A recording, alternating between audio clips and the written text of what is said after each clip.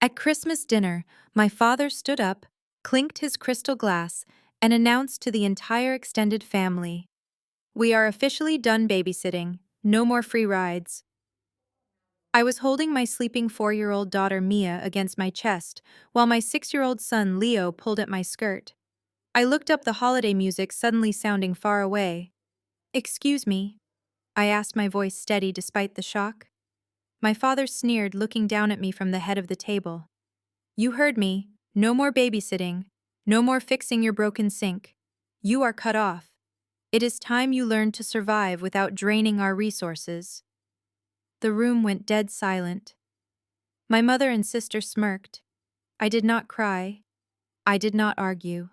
I simply packed my kids' coats, carried them out the front door, and drove away. The next morning, my phone blew up with 36 missed calls. I left a single comment on my sister's post, and the entire family turned on each other. "My name is Naomi, and I am 34 years old. I work as a forensic accountant uncovering corporate fraud for a living.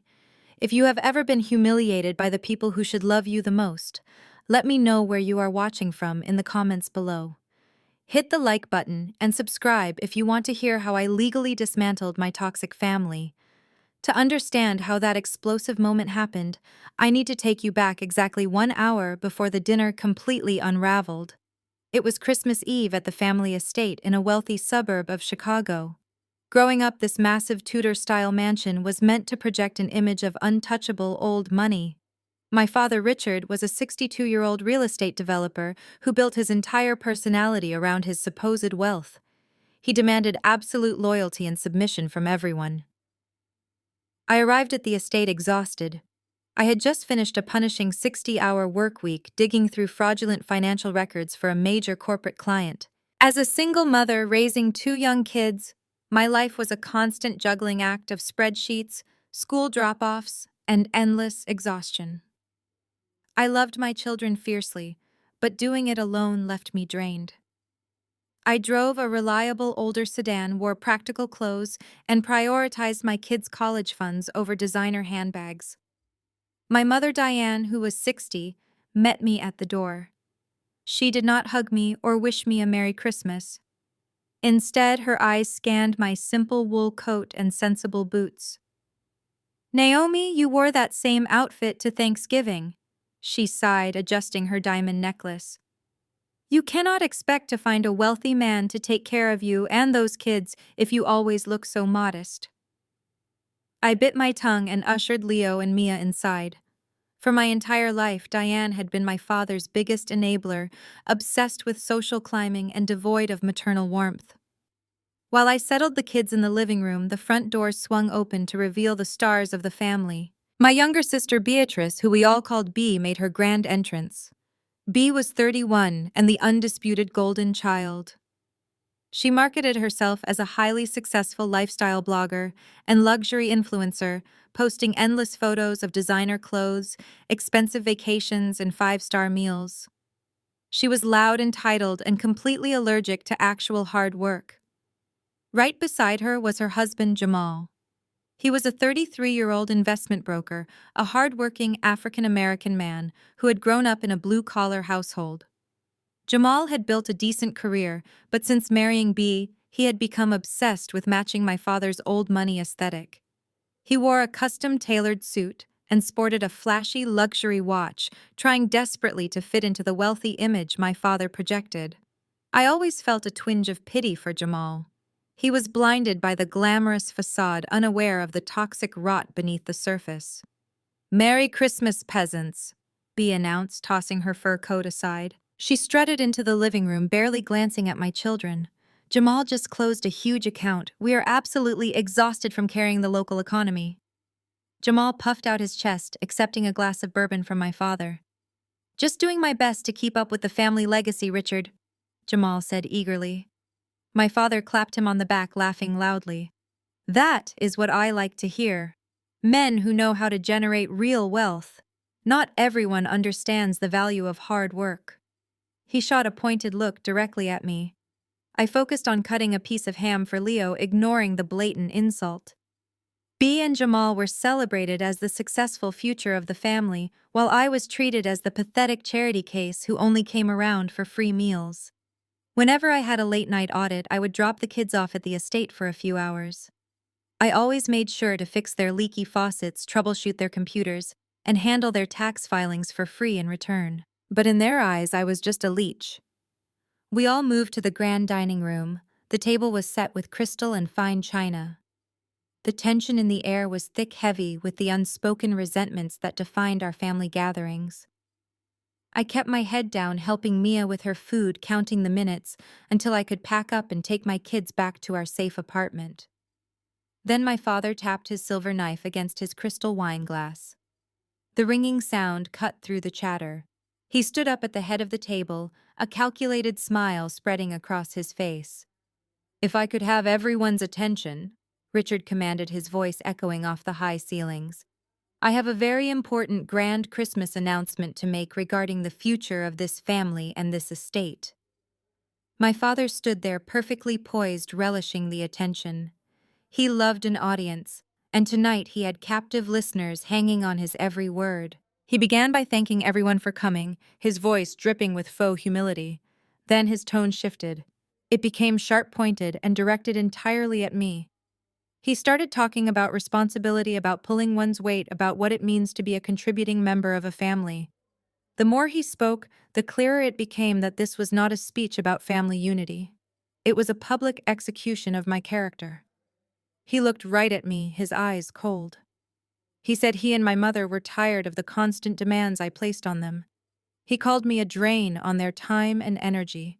He claimed I used them as a free babysitting service and a 24-hour handyman. He made it sound like dropping my kids off for a few hours while I worked late was an unbearable burden, completely ignoring the fact that I spent hours fixing their computer issues, reviewing their taxes, and managing their endless stream of petty grievances. The room grew uncomfortably silent. My aunts and uncles exchanged nervous glances. Even Bee and Jamal looked momentarily surprised by the sheer hostility radiating from him. But Richard was not finished. He turned his attention to Bee and Jamal, his expression softening into a picture of parental pride. He praised their drive, their ambition, and their supposed success. He called them the true successors of his real estate legacy, the ones who truly understood how to build and maintain wealth. Jamal puffed his chest out slightly, clearly enjoying the validation, while Bee beamed her phone, likely recording the entire speech for her followers. Then came the grand finale. Richard raised his glass higher. "Diane and I have been thinking about the future," he announced, his voice booming. "About legacy. About ensuring that this estate, a symbol of our hard work, remains in capable hands. And so, as a gift for their upcoming baby, Diane and I are signing the deed of this estate over to Bee and Jamal. It belongs to those who generate actual wealth." The words hit the room like a physical blow. Bee shrieked with delight, throwing her arms around Jamal, who looked stunned but thrilled. My mother Diane clapped her hands, tears of joy welling in her eyes as she looked at her golden child. The rest of the family murmured their congratulations, though some glances darted my way, assessing my reaction. I felt the familiar burn of humiliation, the kind that starts in your stomach and rises to your throat. But I forced it down. I refused to give them the satisfaction of seeing me break. I looked at my father, who was watching me with a triumphant smirk, expecting tears, expecting a scene, expecting me to beg for crumbs. I did none of those things. Bee detached herself from Jamal and turned to me, her smile a mix of pity and gloating. "Oh, Naomi, do not be sad," she cooed, her voice dripping with artificial sweetness. "You can still come visit. We might even let you host a barbecue in the backyard once in a while, if you ask nicely." My mother chimed in, her tone equally condescending. "This should be a wake-up call for you, Naomi. Use this as motivation. Maybe if you put a little more effort into your appearance, you could find a rich man to take care of you too. It is not too late to turn things around." The sheer audacity of their comments was almost breathtaking. They were standing in a house I had saved, judging me for a life I had built with my own two hands, while praising a lifestyle funded by credit cards and lies. I felt a cold, hard knot form in my chest. The anger was there, but it was buried under a thick layer of icy resolve. I looked directly at my father. I did not raise my voice. I did not blink. I simply asked, "Are you absolutely sure you want to sign this house over to them, Dad?" Richard scoffed, clearly mistaking my calm for defeat. "Jealousy does not suit you, Naomi. Yes, I am sure. It is a done deal. The paperwork is being drawn up as we speak." He took a sip of his wine, dismissing me entirely. "Now, if you will excuse us, we have a celebration to enjoy. You can stay for dessert if you promise not to ruin the mood." I didn't answer. I didn't need to. I turned to my children who were watching the adults with wide, confused eyes. "Come on, guys," I said, my voice gentle but firm. "It is time to go." I helped Leo into his coat and picked up Mia, wrapping her small arms around my neck. I didn't look back as I walked out of the dining room, through the grand foyer and out the heavy oak front doors. I didn't say goodbye. I didn't shed a single tear. The cold night air hit my face, shocking me into sharp focus. I strapped the kids into their car seats, making sure they were warm and secure. I climbed into the driver's seat and closed the door, sealing us inside the quiet sanctuary of my old sedan. I gripped the steering wheel, my hands perfectly steady. The engine hummed to life, a low, reliable sound that grounded me. I glanced at the imposing silhouette of the estate in the rearview mirror, its windows blazing with light, filled with people celebrating a lie. They thought they had won. They thought they had finally put me in my place, cementing my role as the family failure. They had no idea what they had just unleashed. I pulled out of the driveway, the tires crunching softly against the gravel. The drive home was quiet, save for the soft breathing of my children in the back seat. My mind was racing, calculating, strategizing. I had spent years protecting them, hiding their failures, absorbing their abuse. That ended tonight. They wanted to play a game of real estate and legacy. Fine. I would show them exactly who held all the cards. I was not just a forensic accountant. I was the owner of the board they were playing on. The highway stretched out before me, a ribbon of dark asphalt illuminated only by the rhythmic passing of amber streetlights. The heater in my older sedan hummed a steady, comforting tune, blending with the soft, synchronized breathing of Leo and Mia, fast asleep in the back seat. My hands rested loosely on the steering wheel. I was not crying. I was not shaking. My forensic accountant brain, trained to remain entirely detached when dissecting financial catastrophes, had already taken over. Suddenly, the screen of my phone mounted on the dashboard lit up the dark cabin. A text message notification chimed. It was from Jamal. I kept my eyes on the road, waiting for a stoplight before tapping the screen to read it. The message was long, dripping with the arrogant, condescending tone of a man who believed he had just leveled up in the world. "Don't be bitter about tonight, Naomi. B really needs this house for her brand to secure those high-tier sponsorships. It is just business. You have to understand that. Tell you what, maybe I can set you up with one of my mid-level clients so you can finally afford a better place for you and the kids. You really need to upgrade your lifestyle." I let out a short, hollow laugh. Jamal was playing the benevolent, wealthy brother-in-law, offering me crumbs from a table he did not even own. He was a smart broker, a man who clawed his way up from a working-class background, but his fatal flaw was his desperate need for Richard's validation. He was completely blinded by the illusion of my family's wealth. I saw an opening, a massive, glaring liability. I pressed the microphone icon on my steering wheel, using the voice-to-text feature to lay my trap carefully. "I am not bitter at all, Jamal. I just want to make sure everything is handled properly for your sake. Did Dad actually give you the physical deed yet?" I sent the message and merged onto the freeway, my fingers tapping a slow, calculated rhythm against the steering wheel. I knew my father. He was a master of the stall, a man who sold empty air wrapped in expensive paper. I just needed to know how deep Jamal had waded into the swamp. 2 minutes later, the phone chimed again. Jamal's reply sealed his fate. We are signing the transfer next week. Dad is getting all the official paperwork drawn up right now. I am actually leveraging the property immediately for a massive commercial loan to expand my brokerage firm. The equity in that estate is exactly what I need for collateral. My blood ran ice cold. Jamal was not just bragging, he was marching straight into a federal crime. He was planning to use a forged or non-existent deed to secure a massive commercial bank loan. Richard was setting him up as the perfect fall guy to extract cash from an asset that did not exist. The dominoes were lined up so perfectly it was almost poetic. I arrived at my apartment complex, parked the car, and carried my sleeping children inside one by one. I tucked Leo into his bed, pulling the superhero blanket up to his chin. I laid Mia in her crib, kissing her forehead. The apartment was modest, quiet, and absolutely safe. There were no crystal chandeliers or imported marble floors, but every single item within these walls belonged to me. I walked down the short hallway into my home office and locked the door behind me. I knelt in front of the heavy fireproof safe tucked beneath my desk. I punched in the digital code, turned the steel handle, and pulled the heavy door open.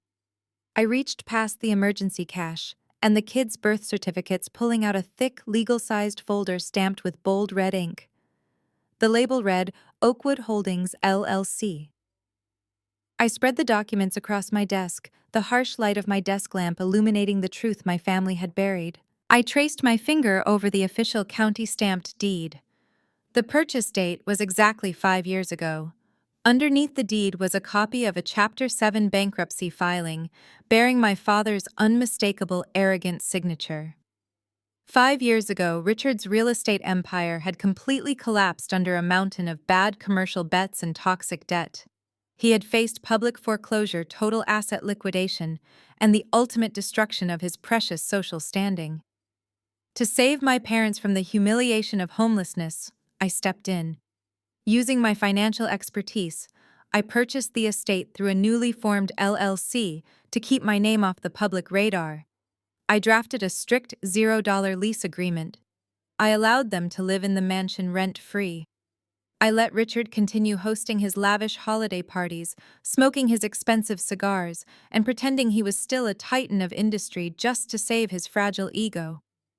The single non-negotiable condition of this arrangement was simple. They would occasionally help watch Leo and Mia while I worked the grueling 80-hour weeks, required to pay the massive mortgage on a mansion I did not even live in. They had just broken the one condition keeping a roof over their heads. Richard had stood in my dining room, drank wine paid for by my sweat, and told me I was cut off. Worse, he was trying to gift my sister a property he had not legally owned in half a decade. I sat down at my computer and woke up the monitors. I typed my credentials into my secure property management portal. The dashboard loaded, displaying the active tenant agreement for Richard and Diane. My hand did not shake. My heart did not race. I hovered my mouse over the management options menu and clicked on the red button labeled Terminate Rent-Free Agreement. A confirmation box popped up on the screen asking for the next administrative action. I selected Initiate 30-day eviction notice and pressed Enter. The system flashed green, confirming the automated legal process had begun. The clock was officially ticking. The sunlight streaming through the blinds was bright, casting long shadows across the living room floor. It was Christmas morning. For the first time in years, I had not spent the early hours of the holiday rushing over to the family estate to prepare breakfast for people who despised me. Instead, I woke up in my own bed wrapped in a warm quilt, listening to the soft giggles of Leo and Mia coming from the hallway. They were trying to be quiet, sneaking peeks at the small pile of wrapped gifts under our modest artificial tree. I smiled, tying my robe and stepping out to greet them. The joy on their faces was genuine, untainted by the heavy, suffocating expectations that always ruined the holidays at my parents' house. We spent the next 2 hours opening presents. There were no designer clothes or expensive gadgets, Leo got the building blocks he had been begging for, and Mia received a doctor playset. They were thrilled. I went into the kitchen and started making pancakes, letting them mix the batter and spill flour on the counter. The smell of butter and maple syrup filled the apartment, creating a sense of peace I had desperately needed. I deliberately left my phone charging on my nightstand the entire time. I wanted this morning to belong exclusively to us, free from the toxic gravitational pull of Richard, Diane, and Beatrice. It was nearly 10 o'clock when I finally poured myself a second cup of coffee and walked into the bedroom to check my notifications. I tapped the screen, watching it light up. A wave of red notification badges flooded the display. 36 missed calls. I took a slow sip of my coffee, feeling absolutely nothing but a cold, clinical satisfaction. 14 of those calls were from Richard, 12 were from Diane, 10 were from B. Along with the calls were dozens of frantic text messages, most of them sent between 2 and 4 in the morning. The automated system from my property management portal operates in real time. The moment I hit that button last night, an official email notification was dispatched directly to Richard and Diane's inboxes, informing them that their $0 lease agreement had been formally terminated and a 30-day eviction notice had been initiated. They had clearly seen the email. The panic in their text messages was palpable, shifting wildly from aggressive demands to confused bargaining. Richard had texted demanding I answer the phone immediately, claiming the property portal must have been hacked by a cyber criminal. Diane had sent a barrage of messages accusing me of playing a sick, vindictive prank to ruin their Christmas. B had simply texted a string of question marks, followed by a demand to know why her parents were screaming in the hallway. I did not respond to a single one of them. I swiped the notifications away, clearing my screen. Instead of returning their calls, I opened the Instagram app. I knew my sister better than anyone. B operated on a strict schedule of social media validation, and no amount of midnight family panic would stop her from capitalizing on a prime holiday posting window. Sure enough, her face was the first thing to pop up on my feed. She had uploaded a carousel of professionally shot photos, clearly taken weeks in advance just for this occasion. In the main image, B and Jamal were standing on the grand sweeping staircase of my estate. B was wearing a custom silk gown that hugged her growing pregnancy bump, while Jamal looked sharp in a tailored velvet tuxedo. They were gazing lovingly at each other, holding matching crystal champagne flutes. The caption beneath the photo was a masterpiece of absolute, unadulterated delusion. It read, "Christmas Miracle. Mom and Dad just gifted us the family estate. Words cannot express how blessed we feel to inherit this incredible piece of generational wealth. Building an empire takes sacrifice, but hard work truly pays off. We cannot wait to raise our baby in the halls where our family legacy was built. Thank you, Mom and Dad. Hashtag self-made, hashtag homeowner, hashtag luxury life, hashtag generational wealth, hashtag blessed." The post had already racked up 50,000 likes in just a few hours. I scrolled down to the comments section, watching the fake congratulations roll in from other influencers and lifestyle bloggers. But what caught my forensic accountant eye were the comments from Jamal's professional network. Several high-net-worth investment clients had commented praising Jamal for securing such a massive, prestigious asset. They were validating his status, congratulating him on entering the upper echelon of real estate ownership. Jamal had replied to a few of them using the monkey covering its eyes emoji and typing out humble brags about expanding his investment portfolio now that he had secured such a prime piece of collateral. The sheer audacity of the lie was breathtaking. Richard and Diane had promised them a house they did not own. B was using my property to farm likes and sponsorships from brands who thought she was a wealthy heiress. Jamal was using the illusion of this massive asset to leverage his reputation with rich clients. They were all standing on a trapdoor, completely unaware that I held the lever. I read through the comments one more time, marveling at how easily they lied to the world and to themselves. They had spent years tearing me down, calling me a failure, treating me like a peasant in my own home, all while funding their extravagant masquerade with my hard-earned money. I walked back into the kitchen, leaning against the counter as I watched Leo and Mia building a tall tower out of colorful blocks. They were happy, safe, and entirely secure. I looked back down at the glowing screen of my smartphone device. The time for hiding in the shadows was over. It was time to introduce a little financial reality into my sister's perfectly curated fantasy world. I cracked my knuckles, tapped the reply button under Beatrice's post, and began typing one public comment now. I carefully formulated the exact phrasing required to dismantle this charade without sounding bitter. Facts were always my sharpest weapon against their endless emotional manipulation and gaslighting tactics. I typed out the response slowly and methodically, ensuring every single word carried absolute legal and financial weight. Congratulations on moving in, B. Since Dad gifted you the place, I assume you and Jamal will be taking over the $6,500 per month rent. I am the sole owner of Oakwood Holdings, LLC, the legal owner of this property. You can verify this on the County Assessor public portal. Official eviction notices for Mom and Dad will be legally served by the county sheriff on Tuesday morning. I read the text twice. It was perfect. Cold, undeniable, and entirely verifiable. I pressed send. I watched as my comment materialized directly beneath a sea of artificial praise from Jamal's high-net-worth clients. It sat there like a lit stick of dynamite in a crowded room. I knew B was likely still asleep, sleeping off the expensive champagne she had consumed the night before, completely oblivious to the digital catastrophe unfolding on her perfectly curated page. I could vividly imagine the exact moment she would wake up. She would reach for her phone, eager to bask in the validation of her followers, only to find her entire brand burning to the ground.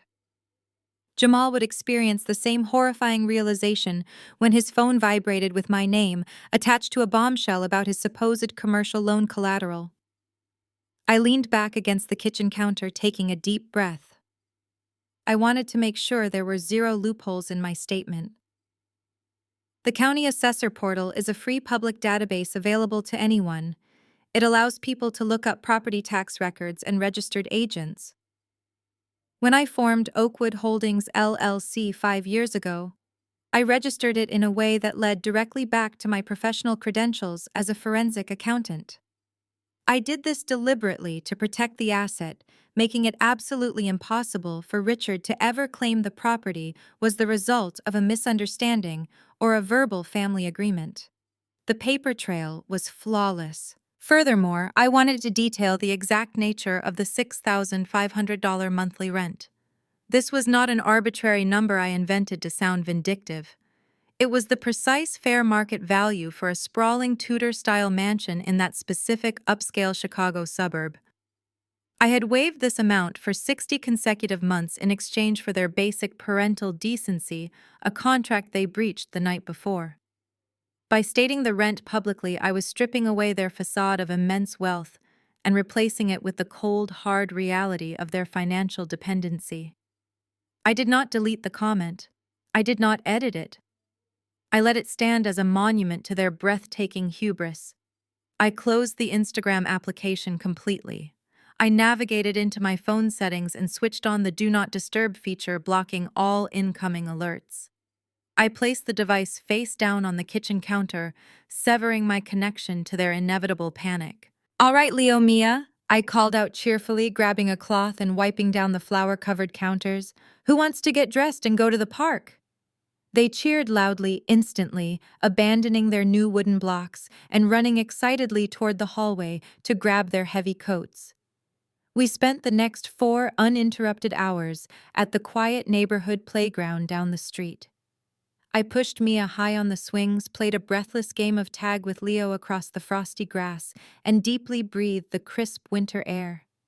I was completely disconnected from the digital world, entirely present with my children, enjoying a peaceful Christmas afternoon that my parents could no longer ruin. Meanwhile, the internet was doing exactly what the internet does best. B had built a lucrative brand on authenticity and luxury, inviting hundreds of thousands of strangers to scrutinize and envy her daily life. Those same strangers were now reading my comment, and the backlash was both immediate and entirely ruthless. Within minutes, digital sleuths navigated away from Instagram and went straight to the county property records website. They aggressively pulled the official deed history for the massive estate. They found Oakwood Holdings, LLC. They successfully verified my complete ownership status, just as I had instructed them to do. High-resolution screenshots of my comment were rapidly captured, widely circulated, and fiercely dissected across multiple major social media platforms. Discussion threads popped up on Reddit analyzing the sudden downfall of a fake influencer. Independent TikTok creators began making viral reaction videos pointing out the massive hypocrisy of her self-made millionaire act while she was actually living rent-free in her older sister's house. B was permanently exposed as a complete, undeniable fraud to her entire loyal audience. The fake generational wealth narrative she had pushed so aggressively collapsed, instantly replaced forever by the highly humiliating truth of her deeply parasitic lifestyle. We returned to the apartment just as the afternoon sun began to dip below the horizon, casting an orange glow through the living room windows. I unlocked the door, helped the kids out of their heavy winter coats, and directed them to the sofa to watch a holiday movie with some hot cocoa. I walked slowly back into the quiet kitchen and picked up my phone from the counter. The screen was a solid wall of notifications, far beyond the initial 36 missed calls. It was a digital avalanche of sheer panic from my family. But before I could even unlock the device to survey the carnage, a sharp, frantic knock echoed through my apartment. It was heavy, urgent, and loud enough to make me jump. I walked quickly to the front door and checked the security peephole. It was not Richard. It was not Diane. It was not B or Jamal. It was a delivery courier wearing a standard brown corporate uniform holding a digital signature pad and an urgent legal certified letter. I stepped back from the peephole. I had no intention of dealing with whatever legal threat or desperate correspondence my father had expedited to my apartment on Christmas Day. Let him waste his money on courier fees. I turned my back to the heavy wooden door and walked away, letting the frantic knocking echo through the narrow hallway until it finally ceased. The courier eventually gave up his heavy boots, retreating down the exterior stairwell. I exhaled a slow breath, feeling the absolute control I possessed over my own environment.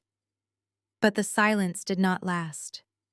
Before I could return to the living room to join my children, my smartphone illuminated on the kitchen counter. It was vibrating violently against the granite surface. The incoming caller ID displayed an unknown local number. I rarely answered unlisted calls, but my forensic intuition urged me to pick it up.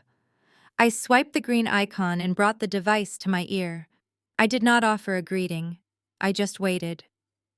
The sound that greeted me was not anger or threats. It was the sound of a man drowning. I heard ragged, shallow gasps for air followed by a wet, desperate cough. It was Jamal. His usual arrogant finance bro persona, the one that bragged about carrying the local economy and generating immense wealth, was entirely gone. He was hyperventilating so severely I thought he might pass out over the cellular connection. Naomi. He finally choked out, his voice barely a terrified whisper. Naomi, please.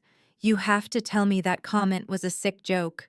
You have to tell me you were just angry about last night and wanted to scare us, please. I leaned against the cool refrigerator door. I pictured Jamal pacing in whatever room he had locked himself inside, at the estate, his custom velvet tuxedo likely discarded on the floor, his slick confidence completely evaporated. He was a smart man who had let his desperate need for my father's validation blind him to the most basic rules of due diligence. I did not feel pity. I felt the cold, hard clarity of a ledger balancing itself. I do not joke about real estate, Jamal. I replied, my voice steady and completely devoid of emotion. Every single word I typed under your wife's post is a verified, legally binding fact. I own Oakwood Holdings. Oakwood Holdings owns the estate. Richard and Diane have been my charity tenants for 5 years, and I am formally evicting them. A ragged sob broke through the receiver. It was a visceral sound of absolute devastation. Jamal was a seasoned investment broker. He understood financial ruin better than anyone in my family. He knew how to read the writing on the wall, and right now that writing was spelling out his total destruction. The facade he had bought into was collapsing, and the debris was crushing him. "Naomi, you do not understand what is happening." Jamal stammered his words, stumbling over each other in sheer panic. "You do not understand what your father did. He gave me the paperwork. He handed it to me in his study. He poured me a glass of scotch, shook my hand, and gave me the physical paperwork." I closed my eyes, piecing the puzzle together. Richard had always been a master manipulator, but this level of deceit required a specific kind of brazen criminality.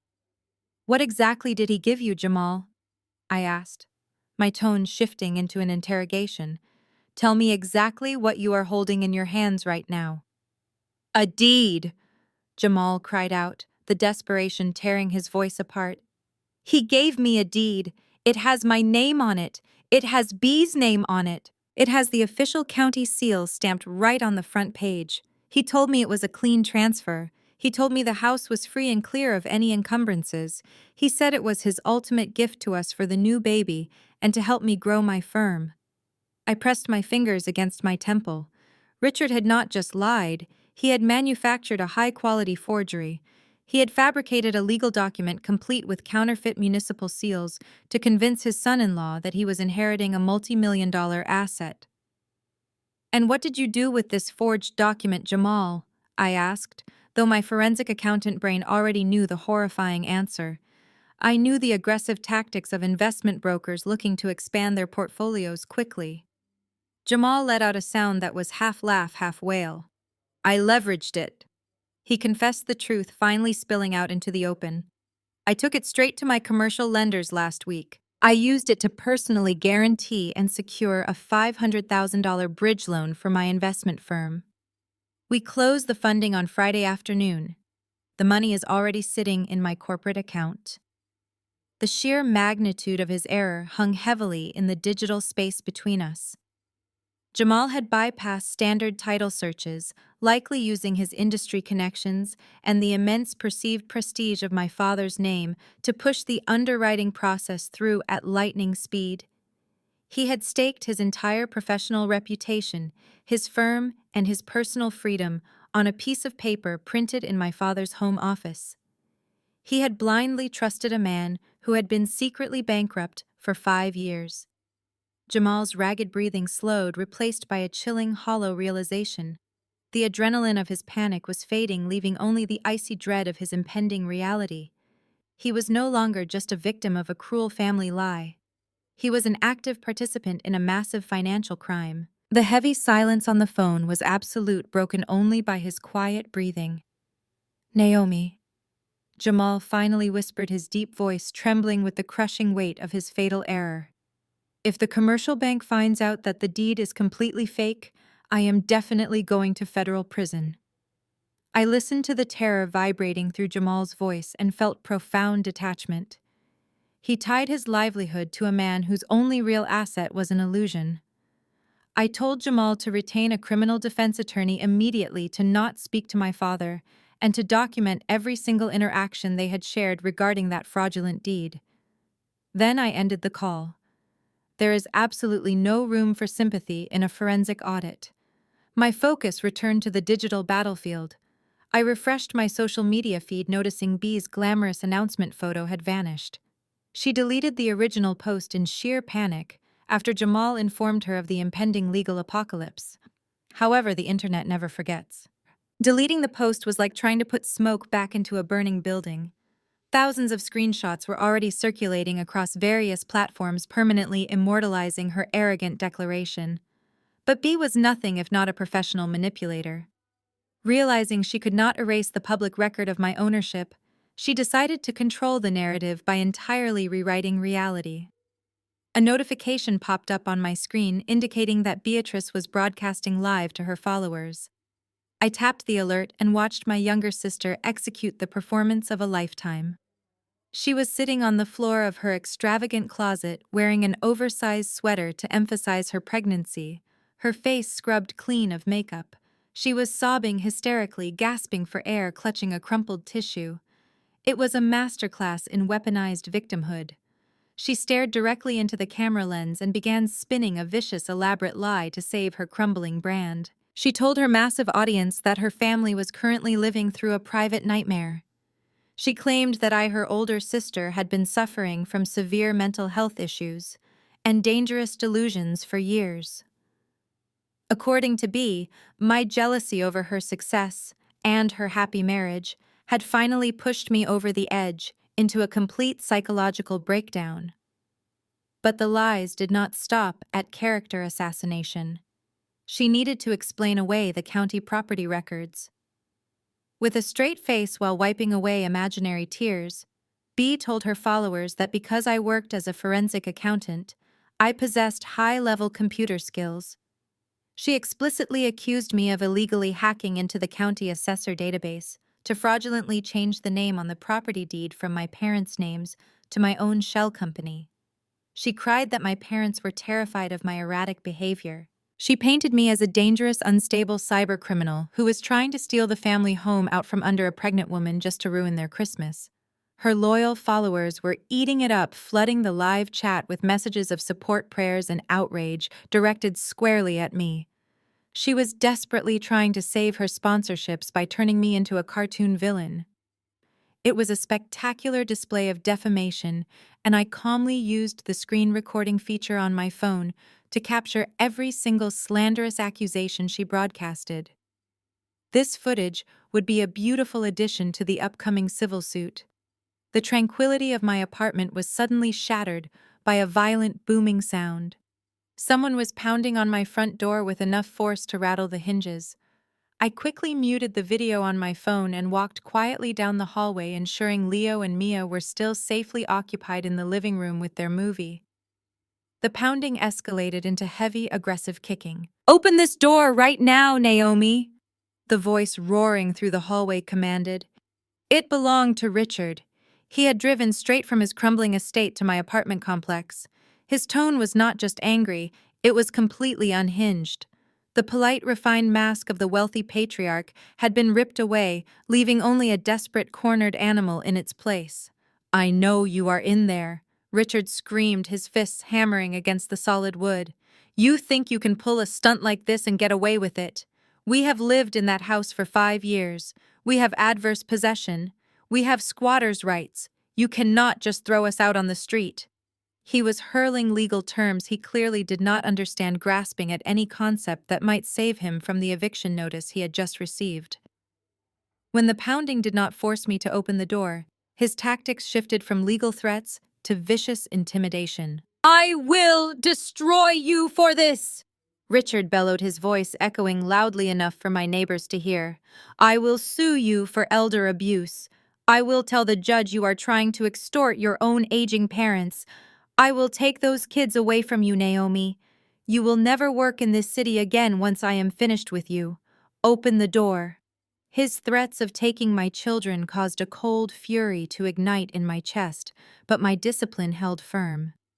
Engaging with a narcissist, experiencing a narcissistic collapse, is a tactical error. I did not unlock the deadbolt. I did not raise my voice to argue with him through the wood. I did not even tell him to leave. Instead, I opened the security application on my smartphone and accessed the live feed from the camera mounted directly outside my front door. The high-definition video displayed Richard, red-faced, sweating and screaming violently in the hallway. I stepped close to the door, remaining entirely silent. I raised my hand and tapped my fingernails sharply against the glass peephole right where the camera lens was pointing. I wanted him to hear that tap. I wanted him to look directly into the small black lens and realize that every single threat, every curse word, and every unhinged demand was currently being recorded in crystal clear audio and video, building an impenetrable case against him. He was no longer a wealthy landlord demanding respect from his daughter. He was just a trespassing criminal, documenting his own downfall for the local police. I stepped away from the heavy wooden door, the sound of my father's fists continuing to hammer against the frame. His voice had degraded from authoritative commands into a barrage of incoherent, frantic obscenities. He was completely out of control, a man who had built his entire identity on the illusion of power, now publicly unraveling in the hallway of a modest apartment complex.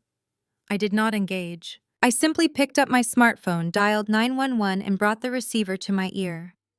When the dispatcher answered, my voice was steady, clinically precise, and entirely devoid of panic.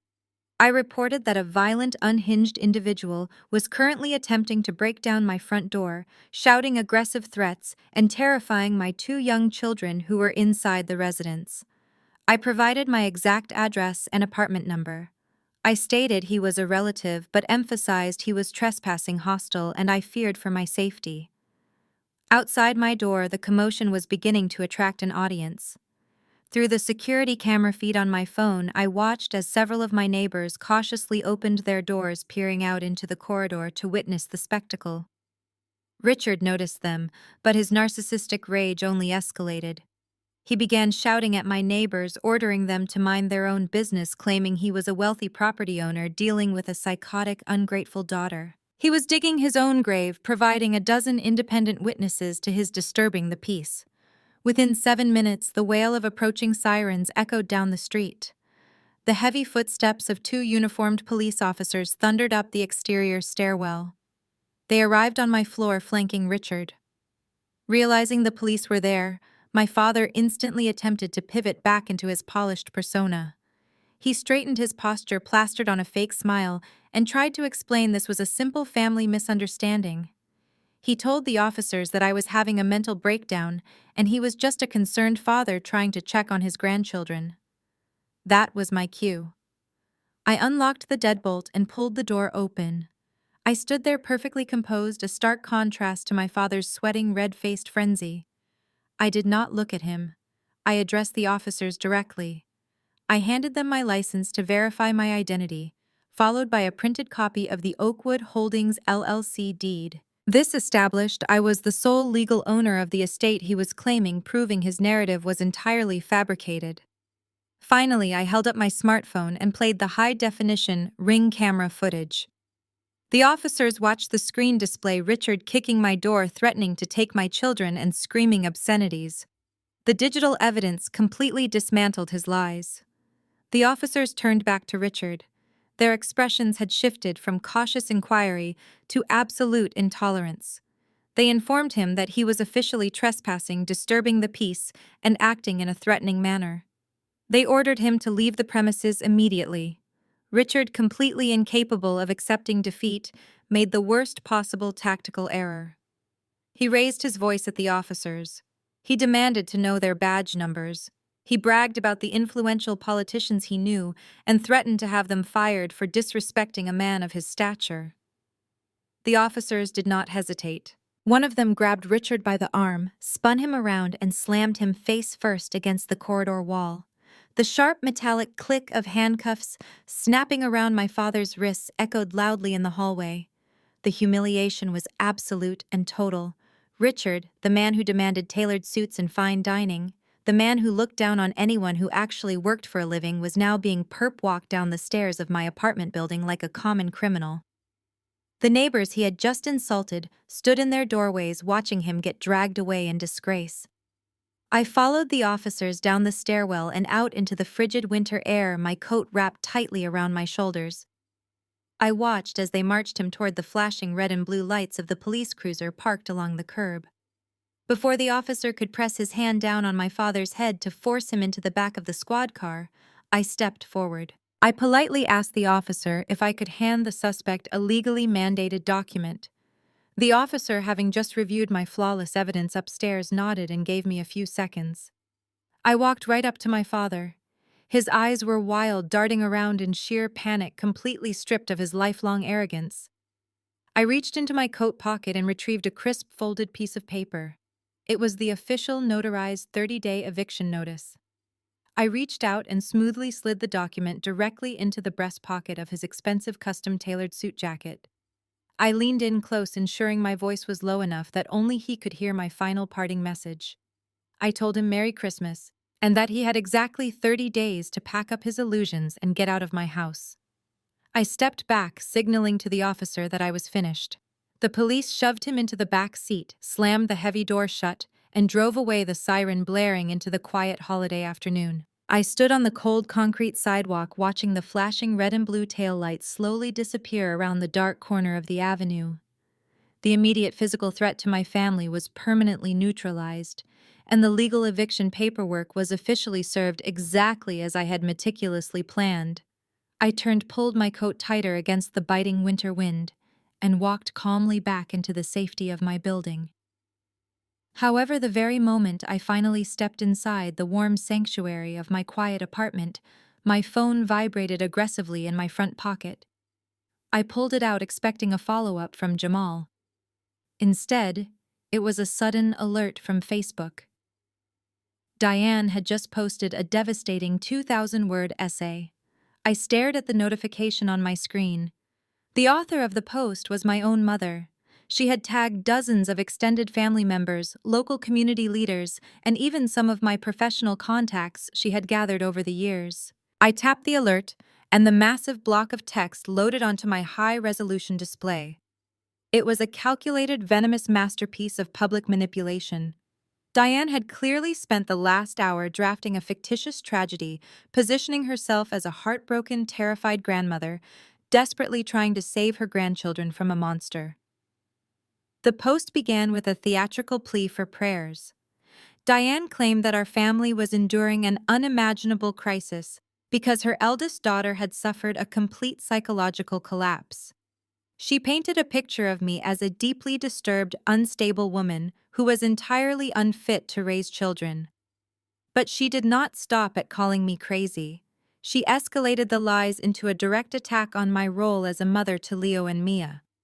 According to her horrific essay, I was a severely neglectful and abusive parent. She fabricated elaborate stories about arriving at my apartment to find my children locked in dirty rooms while I was out partying. She wrote that my modest lifestyle was not a choice, but the result of me squandering every penny I earned on selfish, reckless behavior. She explicitly stated that I regularly left my 4-year-old daughter and 6-year-old son completely alone in a filthy, unsafe apartment in the middle of the night so I could go on dates with random men. She described my home as a hazardous environment unfit for human habitation, full of garbage, rotting food, and empty bottles scattered across the floor. The most damaging lie, the one clearly designed to destroy my professional reputation as a forensic accountant, was her explanation for the estate ownership. Diane wrote a completely fabricated financial history. She claimed that 5 years ago she and Richard had generously set aside massive college trust funds for Leo and Mia to ensure their bright futures. She then accused me of illegally draining my own children's educational accounts to secretly purchase the Oakwood Holdings property. She told her thousands of Facebook friends that I had stolen my baby's futures to fund a psychotic vendetta against the grandparents who were only trying to protect them. She spun a dramatic narrative that portrayed her and my father as the ultimate victims of financial elder abuse, crying about how they were being thrown out into the cold winter streets. She concluded the long essay with a dramatic declaration that she and Richard would not rest until they rescued Leo and Mia from my toxic, abusive custody. The comments section was already exploding with activity. People who had known me since childhood were expressing shock and absolute horror. Complete strangers were calling for my immediate arrest. Extended relatives were demanding that someone intervene right away to save the children. Diane was actively inciting a digital mob against me, weaponizing public outrage to punish me for the eviction notice I had just slid into her husband's pocket. She knew exactly what she was doing. She knew these severe allegations could trigger devastating real-world consequences for a working single mother. As I read the final paragraph of her post, the cold clinical detachment that had fueled my actions all day completely evaporated. My stoic, calculated demeanor shattered into 1,000 pieces. Evicting my parents from a mansion they did not own was a purely financial decision. It was a direct consequence of their arrogance and their breach of our quiet agreement. But this was entirely different. Coming after my children, attacking my fitness as a mother, and publicly accusing me of severe child neglect crossed the absolute point of no return. A hot, blinding fury ignited deep in my chest, replacing the icy calm I had maintained since the Christmas dinner. I had spent my entire adult life protecting Leo and Mia from the toxic poison of my family. I worked grueling hours to ensure they had a safe, warm home, full bellies, and a highly secure future. I had sacrificed my own social life to be present for every bedtime story, every fever, and every single school play. For Diane to use my innocent children as collateral damage in her desperate attempt to save face was an unforgivable sin. The gloves were officially off. I marched directly into the living room. Leo and Mia were still sitting happily on the sofa, completely safe, giggling loudly at their animated holiday movie. The apartment was spotless, smelling beautifully of fresh pine and the sweet pancakes we had made that morning. There was absolutely no filth, no neglect, and zero danger. There was just a mother who loved her children fiercely, and a grandmother who would burn them all to the ground just for a few sympathetic Facebook likes.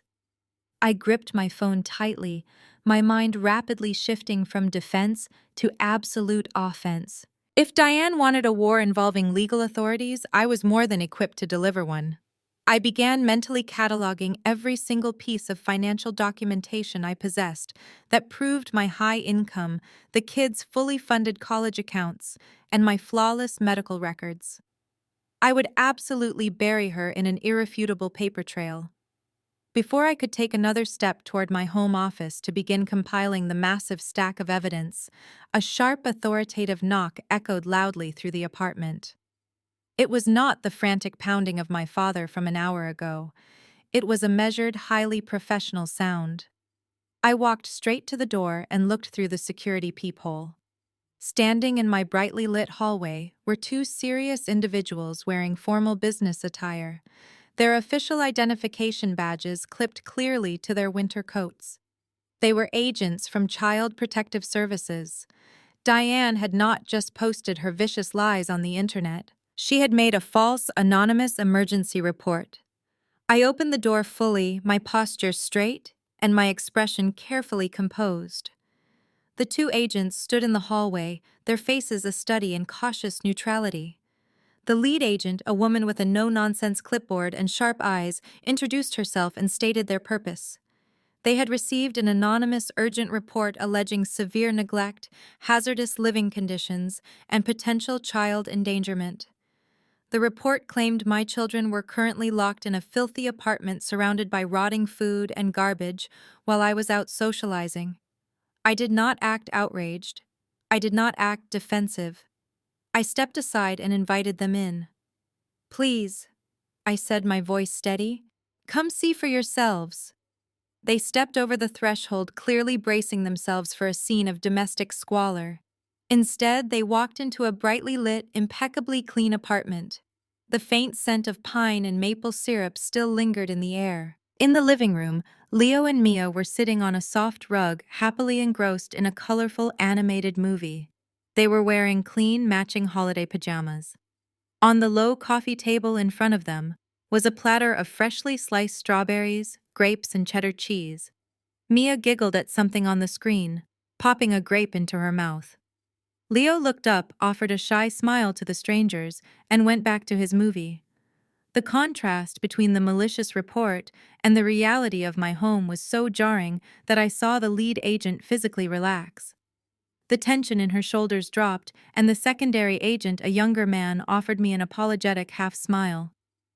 "As you can see," I said softly, leading them toward the dining area so we wouldn't disturb the kids. "The report you received was entirely fabricated." I didn't wait for them to ask questions. I operated the same way I did during a high-stakes corporate audit. I walked over to the small console table near the entryway and picked up a thick, meticulously organized binder I kept prepared for emergencies. I set it down on the dining table and opened it. "I am a forensic accountant," I explained, sliding the first set of documents toward the lead agent. "I deal in fax records and verifiable data. Here are the complete up-to-date pediatric and dental records for both Leo and Mia, showing they are perfectly healthy and fully vaccinated. Behind that, You will find statements from their school and preschool confirming their excellent attendance and well-adjusted behavior. The agents reviewed the paperwork in silence. I flipped to the next tab in the binder. The report apparently claimed I squandered their college funds to buy real estate and support a reckless lifestyle. Here are the current certified statements for their fully funded 529 college savings plans, which I contribute to monthly from my own salary. The property I purchased 5 years ago, Oakwood Holdings LLC, is a separate profitable asset that I manage. It has never impacted their financial security. The lead agent closed the binder, shaking her head slightly. Ms. Anderson, it is quite clear that this report was unfounded. Your home is safe, your children are well cared for, and your records are impeccable. I'm afraid there is one more thing you need to see, I said, my tone hardening just a fraction. To fully understand the context of this malicious report, I pulled out my smartphone, opened the security application, and played the high-definition Ring camera footage from earlier that afternoon. The agents watched as my father Richard pounded on my door, screaming obscenities and threatening to take my children away. The individual in that video is my father, I explained quietly. He was removed from the premises by the police just hours ago. Shortly after his arrest, my mother posted a defamatory essay on social media, making these exact allegations of neglect, and then presumably filed the anonymous report that brought you here today. This is a weaponized attack, pure retaliation, because I am legally evicting them from a property I own. The younger agent looked visibly disgusted. The lead agent sighed, a sound of profound professional weariness. Unfortunately, the system is sometimes abused in domestic disputes. We see this tactic used to intimidate and harass. She pulled a form from her clipboard and began filling it out with quick, decisive strokes. We are closing this investigation immediately, she stated, her voice returning to its professional cadence, though laced with clear sympathy. The allegations are entirely unsubstantiated. There is no evidence of neglect or endangerment. Your children are safe. She tore off a carbon copy of the official report and handed it to me. Keep this for your records. It documents that we found the home environment to be excellent and the claims to be false. If they attempt to weaponize our agency again, this clearance will be on file. They apologized for the intrusion, wished me a Merry Christmas, and quietly let themselves out. I locked the deadbolt behind them and leaned against the door. The paper in my hand was light, but it carried immense weight. It was official government-issued proof of my parents' malicious intent. They had tried to use the state to terrorize my children and destroy my life. I walked into the living room and sat on the floor between Leo and Mia. I pulled them close, breathing in the scent of their shampoo. They were my whole world, the reason I worked so hard, the reason I endured my family's toxicity for as long as I did. And Diane had tried to take them away from me. Evicting them from the mansion was no longer sufficient. Simply cutting them off financially was a half measure. They had shown me that as long as they had resources and a platform, they would try to hurt me and my children. They didn't just need to be removed from my property, they needed to be dismantled. They needed to be stripped of the facade that empowered them to act with such breathtaking cruelty. I kissed the top of Leo's head, stood up, and walked down the hall to my home office. I closed the door, the soft click of the latch echoing in the quiet space. I sat down at my computer, my fingers hovering over the keyboard. I was going to use every single forensic accounting skill I possessed to tear down their empire of lies. I opened a secure encrypted terminal and began running deep-level background checks on every single shell company, LLC, and holding trust associated with Richard's name. I sat in my home office, the glow of multiple monitors illuminating the dark room. The digital footprints were faint, buried under layers of complex corporate structuring, but my training as a forensic accountant allowed me to see the patterns. I was pulling property tax records, searching state corporate registries, and cross-referencing Richard's known associates. The deeper I dug, the more convinced I became that the fake deed Jamal had used to secure his commercial loan was not an isolated incident of fraud. It was a symptom of a much larger systemic financial disease. I was running a background check on a specific Delaware-based LLC connected to my father when the sudden soft sound broke my concentration. It was a quiet, hesitant knock at my front door. I glanced at the digital clock on my primary monitor. It was exactly midnight. I pulled up the live feed from my exterior Ring camera. Standing in the dimly lit hallway was Jamal. He was no longer wearing the custom-tailored velvet tuxedo from his morning social media posts. He was dressed in a simple gray hoodie and dark jeans, his hands shoved deep into his pockets. He looked completely shattered. His posture was slumped, his shoulders drawn inward, and his face appeared hollow and exhausted. The arrogant, wealthy investment broker persona had been completely stripped away, leaving only a desperate, terrified man in its place. I hesitated for a moment, analyzing the risk, but the sheer defeat radiating from his body language told me he was not here to threaten or intimidate me. I walked down the hall, unlocked the deadbolt, and opened the door. Jamal did not try to push past me. He did not raise his voice. He just stood there looking like a man who had lost everything. "Naomi," he said, his voice cracking slightly, "I know it is late. I know you have absolutely no reason to help me, but I had nowhere else to go. I cannot go back to that house." I stepped aside, silently gesturing for him to enter. He walked into my apartment, looking around at the simple, quiet space as if he were seeing it for the very first time. I led him into the kitchen and poured him a glass of water, placing it on the counter in front of him. He gripped the glass with both hands, staring down at the granite surface. "I grew up in the South Side." Jamal began, his voice barely above a whisper. "My parents worked blue-collar jobs their entire lives. My dad was a mechanic and my mom cleaned houses. They worked themselves to the bone to put me through college. I was the first person in my family to ever get a degree. I built my brokerage firm from nothing. I worked 80-hour weeks. I hustled for every single client. I swore to myself that I would make it, that I would be successful enough to take care of my parents, so they would never have to work another day in their lives." He took a shaky breath, his eyes filling with unshed tears. "When I met B, I thought I had made it. I looked at your father at that massive estate, at the cars and the country club memberships, and I was completely blinded. I wanted that life so badly that I ignored every single red flag. I wanted to be part of the old money club, and I let them play me for an absolute fool." I leaned against the counter, listening to his confession. I understood his vulnerability. Richard possessed an uncanny ability to identify exactly what people desired most and weaponize it against them. He had exploited my desire for family stability to get free rent. He had exploited Diane's obsession with social status to keep her compliant.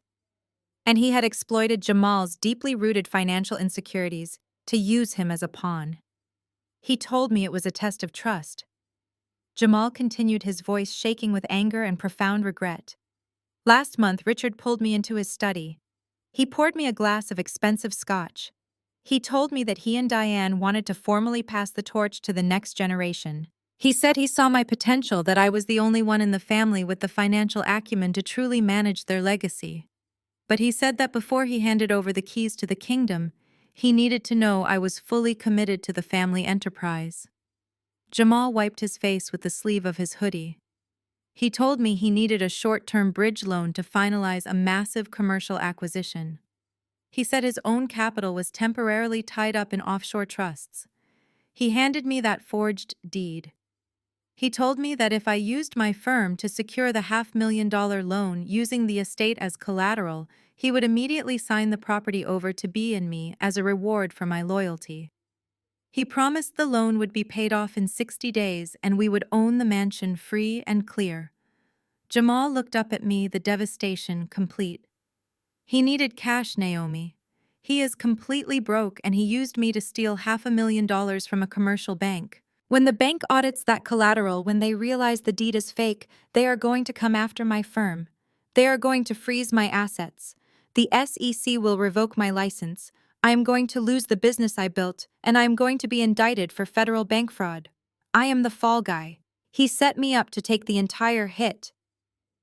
The sheer audacity of my father's criminal scheme was staggering. He had orchestrated a complex financial fraud, intentionally structuring it so that his own son-in-law would face the federal prison sentence if the scheme collapsed. I looked at Jamal, assessing his state of mind. He was broken, but he was also angry. And a smart, angry man who has been betrayed is the most valuable asset in a forensic investigation. "Why are you telling me this, Jamal?" I asked, my voice calm and deliberate. "You know I am already evicting them. I have my own legal battles with Richard. What do you expect me to do?" Jamal stood up straight, wiping the remaining tears from his eyes. The terrified victim vanished, replaced by a man desperate for survival. He reached his hand deep into the front pocket of his gray hoodie. He pulled out his clenched fist and slowly opened his fingers. Resting in the center of his palm was a small silver USB drive. "Because I know what you do for a living, Naomi," Jamal said, his voice suddenly hard and resolute. "I know you are a forensic accountant, and I know you want to destroy him just as much as I do. Before I left the estate tonight, while Richard and Bea were fighting about your Instagram comment, I went into his study. I know the combination to his primary safe. I copied everything. Every ledger, every bank statement, every hidden file. I copied everything from Richard's home office safe before I left tonight."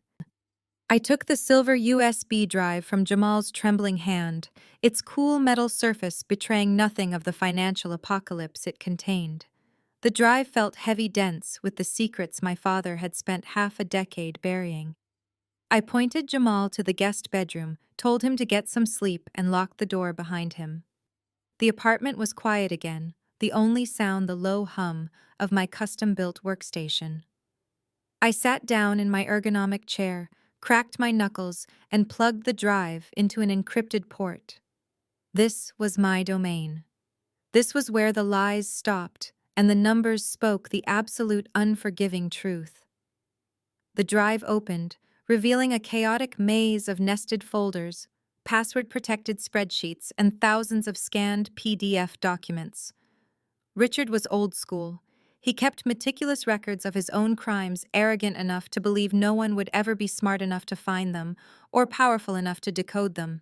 He was wrong. I initiated my forensic analysis software, a suite of programs designed to ingest massive data sets and identify anomalies.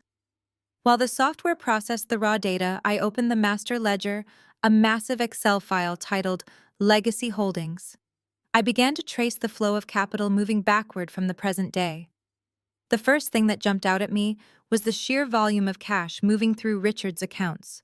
For a man who had officially filed for Chapter 7 bankruptcy 5 years ago, his personal and corporate accounts were highly active. I tracked a series of wire transfers originating from a web of Delaware-based limited liability companies. These LLCs had generic names like Apex Management Solutions and Summit Capital Ventures. I ran background checks on the registered agents for these entities. They all led back to a single law firm in Chicago, a firm known for setting up anonymous corporate structures. I needed to see the source of the funds flowing into these shell companies. I cross-referenced the deposit records with a folder containing scanned investment contracts. My father wasn't just moving money around, he was actively soliciting investments from high-net-worth individuals promising exorbitant guaranteed returns on non-existent commercial real estate developments. He was using the glossy facade of the Oakwood estate, the very house I owned, to project an image of immense wealth and stability, luring in unsuspecting investors. The pattern was unmistakable. It was textbook. Richard would secure a large investment from a new client funnel, the money through one of his Delaware shell companies, and use a portion of those fresh funds to pay dividends to older investors, keeping them placated and convinced of his financial genius. The rest of the cash went straight into his pocket to fund his expensive suits, imported cigars, and the lavish lifestyle he demanded. He was running a classic high-stakes Ponzi scheme. But the most damning revelation was yet to come. A Ponzi scheme generates massive amounts of illicit cash, and that cash needs to be washed before it can be spent freely. I followed the outbound transfers from Richard's primary accounts, looking for the laundering mechanism. The money trail led me straight to a familiar name, B Beautiful Lifestyle LLC. I opened the folder containing B's corporate financials. The documents revealed a sophisticated, highly orchestrated money laundering operation. Richard wasn't just giving B an allowance. He was using her influencer brand as a washing machine for his dirty money. The mechanics were brutally simple. Richard would generate fake invoices from B's company for marketing and branding services, supposedly provided to his various shell corporations. These invoices were for exorbitant amounts: $50,000 for a single Instagram campaign, $100,000 for brand consultation. Richard would pay these fake invoices using the illicit funds from his Ponzi scheme. The money would enter B's corporate accounts as legitimate taxable income. B would then pay herself a massive salary, effectively transforming stolen investor funds into self-made influencer wealth. She used this laundered money to fund her designer wardrobe luxury vacations and the glamorous lifestyle she flaunted to her millions of followers. The generational wealth she bragged about was nothing more than stolen cash washed clean through her fraudulent company. And she knew. The email correspondence between Richard and B left no room for doubt. I found dozens of emails detailing the fake invoices, with B actively coordinating the amounts needed to cover her upcoming expenses. She was not a naive pawn. She was a willing, active co-conspirator in a federal crime, fully aware that her empire was built on fraud and tax evasion. She was helping our father steal from innocent investors to fund her fake, glamorous life. I leaned back in my chair, the glow of the monitors illuminating the sheer magnitude of their criminality. The financial puzzle was complete, and the picture it formed was devastating. They had spent years mocking my modest lifestyle, calling me a failure, while they lived like royalty on stolen money. They had tried to evict me from my own property, attempted to steal my children, and almost sent an innocent man to federal prison to protect their lies. I spent the next 4 hours meticulously compiling the evidence. I organized the fake invoices, the email correspondence, the bank statements, and the forged deed Jamal had provided. I created a comprehensive, undeniable dossier that detailed every single aspect of the Ponzi scheme and the money laundering operation. The evidence was bulletproof, ready for federal prosecution. I saved the final dossier onto a secure, encrypted drive.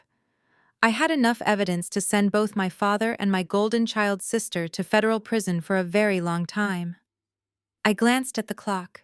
It was 6 a.m. The sun was just beginning to rise over the city, casting a pale, cold light through my office window. I compiled the dossier. I had enough to send both my father and sister to federal prison.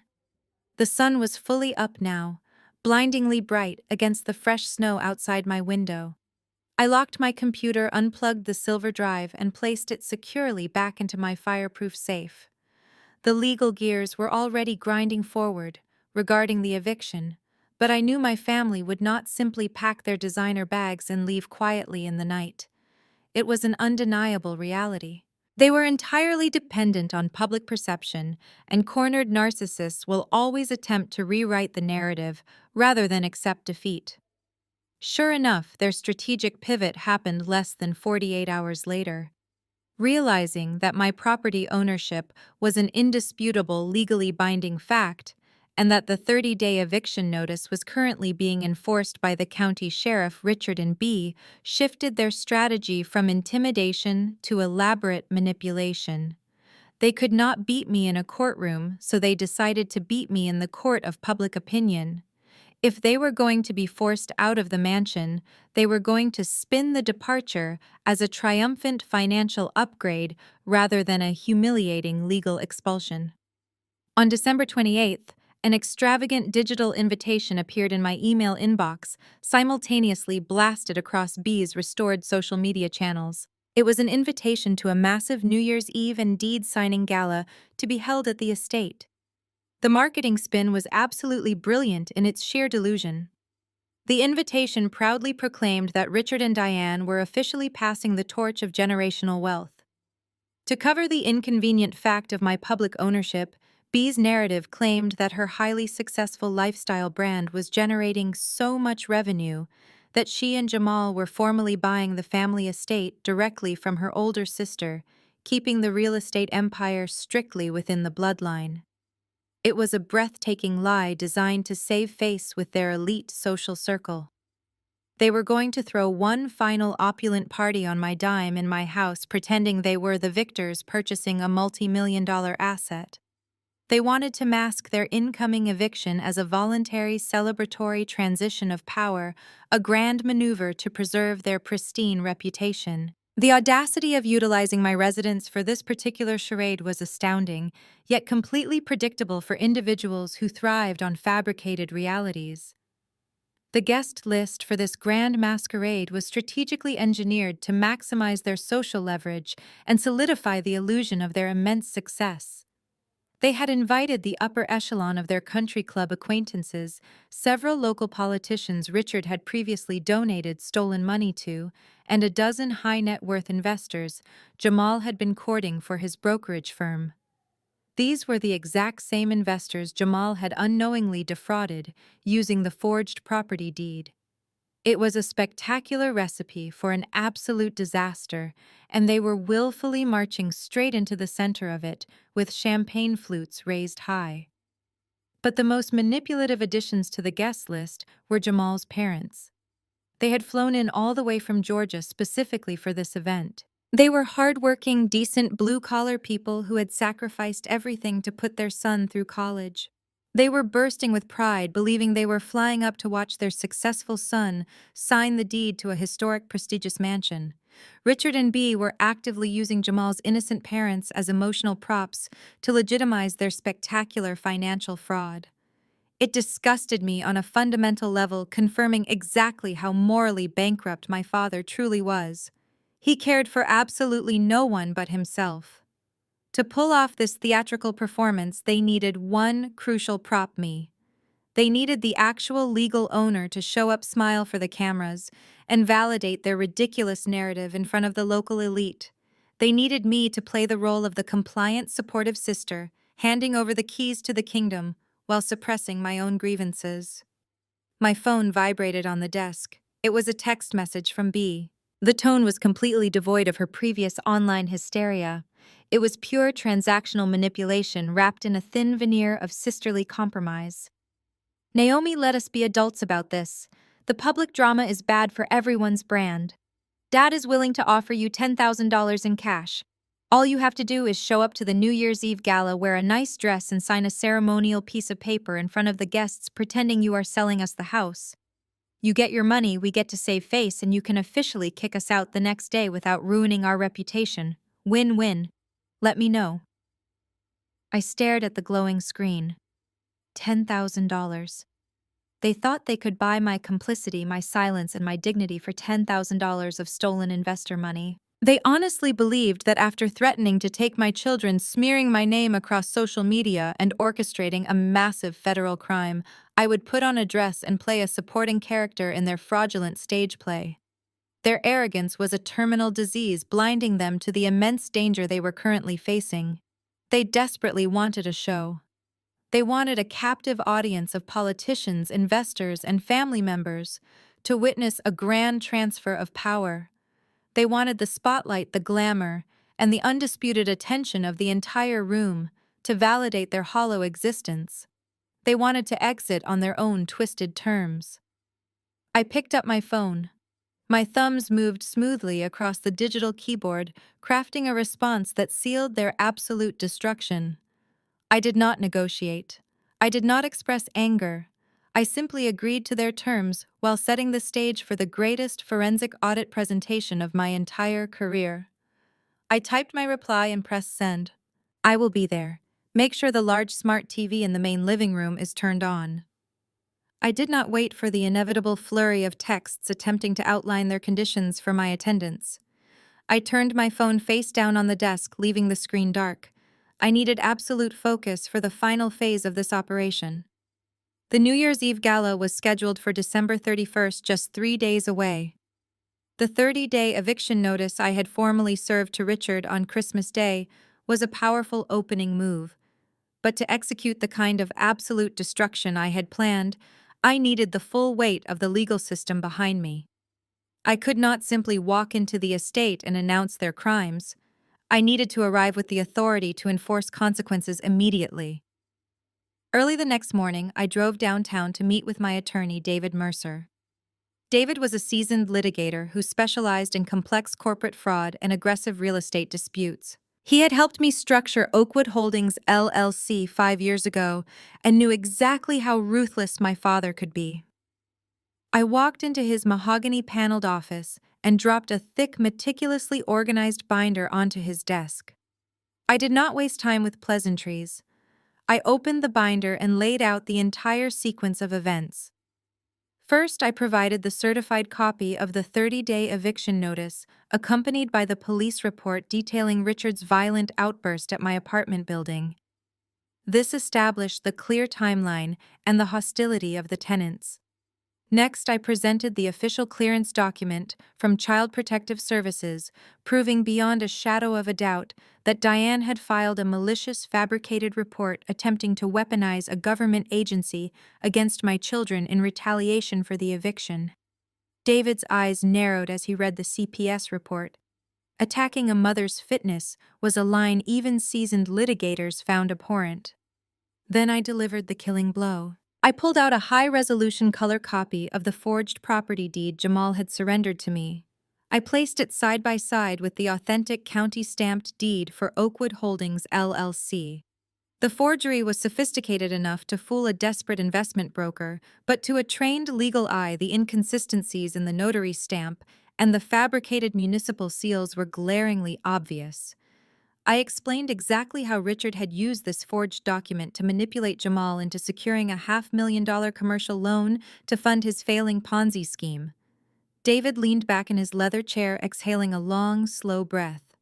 He realized immediately that we were no longer dealing with a simple landlord-tenant dispute or a messy family squabble. We were looking at multiple highly actionable federal felonies. He immediately picked up his phone and called his contact at the county sheriff's civil division. Given the clear evidence of ongoing criminal fraud occurring on the premises, combined with the expired eviction notice and the documented history of the tenant's violent behavior, David successfully argued for an expedited writ of possession. He secured a commitment from the sheriff's department to provide a full tactical escort for the formal eviction execution scheduled precisely for the night of the gala. With the local eviction protocol securely locked in place, I returned to my apartment to handle the federal component of the operation. Evicting my parents would leave them homeless, but it would not stop Richard from continuing to defraud investors, nor would it hold B accountable for laundering his stolen money. I needed to ensure that when the dust settled, their ability to operate their criminal enterprise was permanently dismantled. I sat down at my forensic workstation and pulled up the encrypted dossier I had compiled from Jamal's USB drive.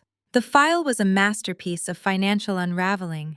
It contained every fake invoice B had generated, every offshore transfer Richard had authorized, and a complete map of the shell companies they used to hide the stolen investor capital. I had meticulously cross-referenced the bank statements to prove the flow of illicit funds, creating a narrative so clear and irrefutable that a first-year law student could successfully prosecute the case. I opened a highly secure encrypted communication channel. I did not use a standard email client. I utilized the official whistleblower portals for both the Federal Bureau of Investigation's Financial Crimes Unit and the Criminal Investigation Division of the Internal Revenue Service. I uploaded the comprehensive dossier to both agencies simultaneously. I included a detailed cover letter summarizing the mechanics of the Ponzi scheme, the specific methods used for the tax evasion and money laundering, and the precise location where the primary suspects could be located on New Year's Eve. I clicked submit on both portals, watching the progress bars fill with a sense of profound, icy satisfaction. The data packets containing the absolute destruction of my family's fraudulent empire flew through the digital ether, landing directly on the desks of federal agents trained to dismantle exactly this kind of white-collar criminality. The trap was set, the authorities were mobilized, the final curtain call was officially scheduled. It was New Year's Eve. The winter sun had set, plunging the city into a deep, freezing darkness. I stood in my bedroom preparing for the gala. I did not wear a generic cocktail dress or attempt to blend into their high society aesthetic. I chose an outfit that projected absolute undeniable authority. I put on a stunning, razor-sharp emerald green suit. The tailoring was flawless, the lines clean and uncompromising. I paired it with a simple black silk blouse and sleek, commanding stilettos. I applied my makeup with clinical precision, highlighting the sharp angles of my cheekbones and the icy determination in my eyes. I pulled my hair back into a severe, elegant style, ensuring nothing would distract from the cold reality I was about to deliver. I clipped a small diamond lapel pin, a gift to myself after successfully passing my forensic accounting board exams, onto the collar of the emerald jacket. I picked up my briefcase containing the final copies of the eviction execution and the high-resolution files I planned to display. I looked at myself in the full-length mirror. I was not the quiet, accommodating sister anymore. I was not the exhausted single mother they viewed as an easy target. I was the architect of their total destruction. I picked up my car keys and walked out the door. It was time for the execution. The Oakwood estate was transformed into a breathtaking winter wonderland of excessive stolen wealth. Every surface gleamed under the meticulous care of hired decorators. Waitstaff in crisp white uniforms circulated smoothly through the grand ballroom, carrying heavy silver trays loaded with crystal flutes of imported champagne and delicate portions of expensive beluga caviar. They moved with a silent grace that commanded absolute respect. A professional string quartet played a lively classical symphony in the corner, providing the perfect acoustic backdrop for the high society mingling taking place. The glittering chandeliers cast a warm golden glow over the expensive evening wear of the assembled wealthy guests. It was a flawless, meticulously crafted illusion designed to deceive everyone present. Richard was in his absolute element tonight. He held court near the massive stone fireplace, standing at the very center of a captivated circle of local politicians, wealthy socialites, and the very investors Jamal had unwittingly lured into the trap. He projected an aura of invincible power and financial dominance. Wearing a bespoke black tuxedo, Richard held a thick Cuban cigar between his fingers, gesturing expansively as he regaled his audience with entirely fabricated tales of his unmatched real estate acumen. He boasted loudly about the enduring strength of generational wealth, positioning himself as a benevolent titan of industry who was graciously passing the torch to the next generation of visionaries. The crowd hung on his every syllable with rapt attention. He laughed frequently, a booming, arrogant sound that perfectly masked the absolute financial ruin he was actively trying to outrun. He was selling them empty air, and they were eagerly buying every single word. Across the expansive room, Bea was executing her own performance for a much larger digital audience. She had set up her smartphone on a portable ring light stand near the grand, sweeping staircase. She was broadcasting live to her hundreds of thousands of devoted followers, her face illuminated by the bright artificial glow of the halo light. She twirled elegantly in her designer maternity gown, panning the camera lens to capture the shining marble floors, the towering holiday decorations, and the bustling waitstaff. Her bright smile hid the dark reality of her complicity. She gushed endlessly about the beautiful manifestation of her dreams, crediting her relentless work ethic and positive mindset for this monumental milestone. She loudly proclaimed to her digital audience that this gorgeous mansion was the ultimate tangible proof that authentic lifestyle branding yields massive real-world results. She was harvesting their envy, using my property as the ultimate prop for her incredibly hollow brand. Tucked away in a shadowed, quiet corner of the grand room stood Jamal. The stark contrast between his wife's exuberant performance and his own physical state was incredibly jarring to witness. He was wedged tightly against a mahogany bookshelf, rigid as a board, sweating profusely through the collar of his expensive suit. His eyes darted nervously around the room, tracking the specific investors he had personally convinced to fund Richard's fraudulent bridge loan. Next to him stood his parents. They had flown in all the way from Georgia for this momentous occasion, wearing their absolute best Sunday clothes, their faces beaming with unspeakable pride. His father clapped Jamal heavily on the back, marveling aloud at the sheer scale and luxury of the estate, completely oblivious to the fact that his son was currently waiting for the federal government to crash the party. Jamal looked physically ill. He sipped a glass of plain, sparkling water with trembling hands, counting down the agonizing minutes until his entire life imploded in front of the people he loved most. He simply could not breathe. The tension radiating from him was palpable, a silent scream hidden securely in the shadows of the festive gala. Outside the estate, the crisp winter air bit sharply as I stepped out of my vehicle. I was flanked immediately by David Mercer, my high-powered attorney, and two imposing county sheriffs in full tactical uniform. We walked up the grand stone steps with deliberate, synchronized precision. I adjusted the lapel of my emerald green suit, feeling the cool weight of the diamond pin. I was ready for war. I did not knock. I did not wait for a hired butler to announce my arrival. I pushed the heavy oak front doors open and stepped directly across the threshold, my stilettos clicking sharply against the imported marble floor. The grand entrance was completely flawless. The visual impact of my vibrant, structured suit alongside armed law enforcement instantly shattered the polished aesthetic of the black tie evening.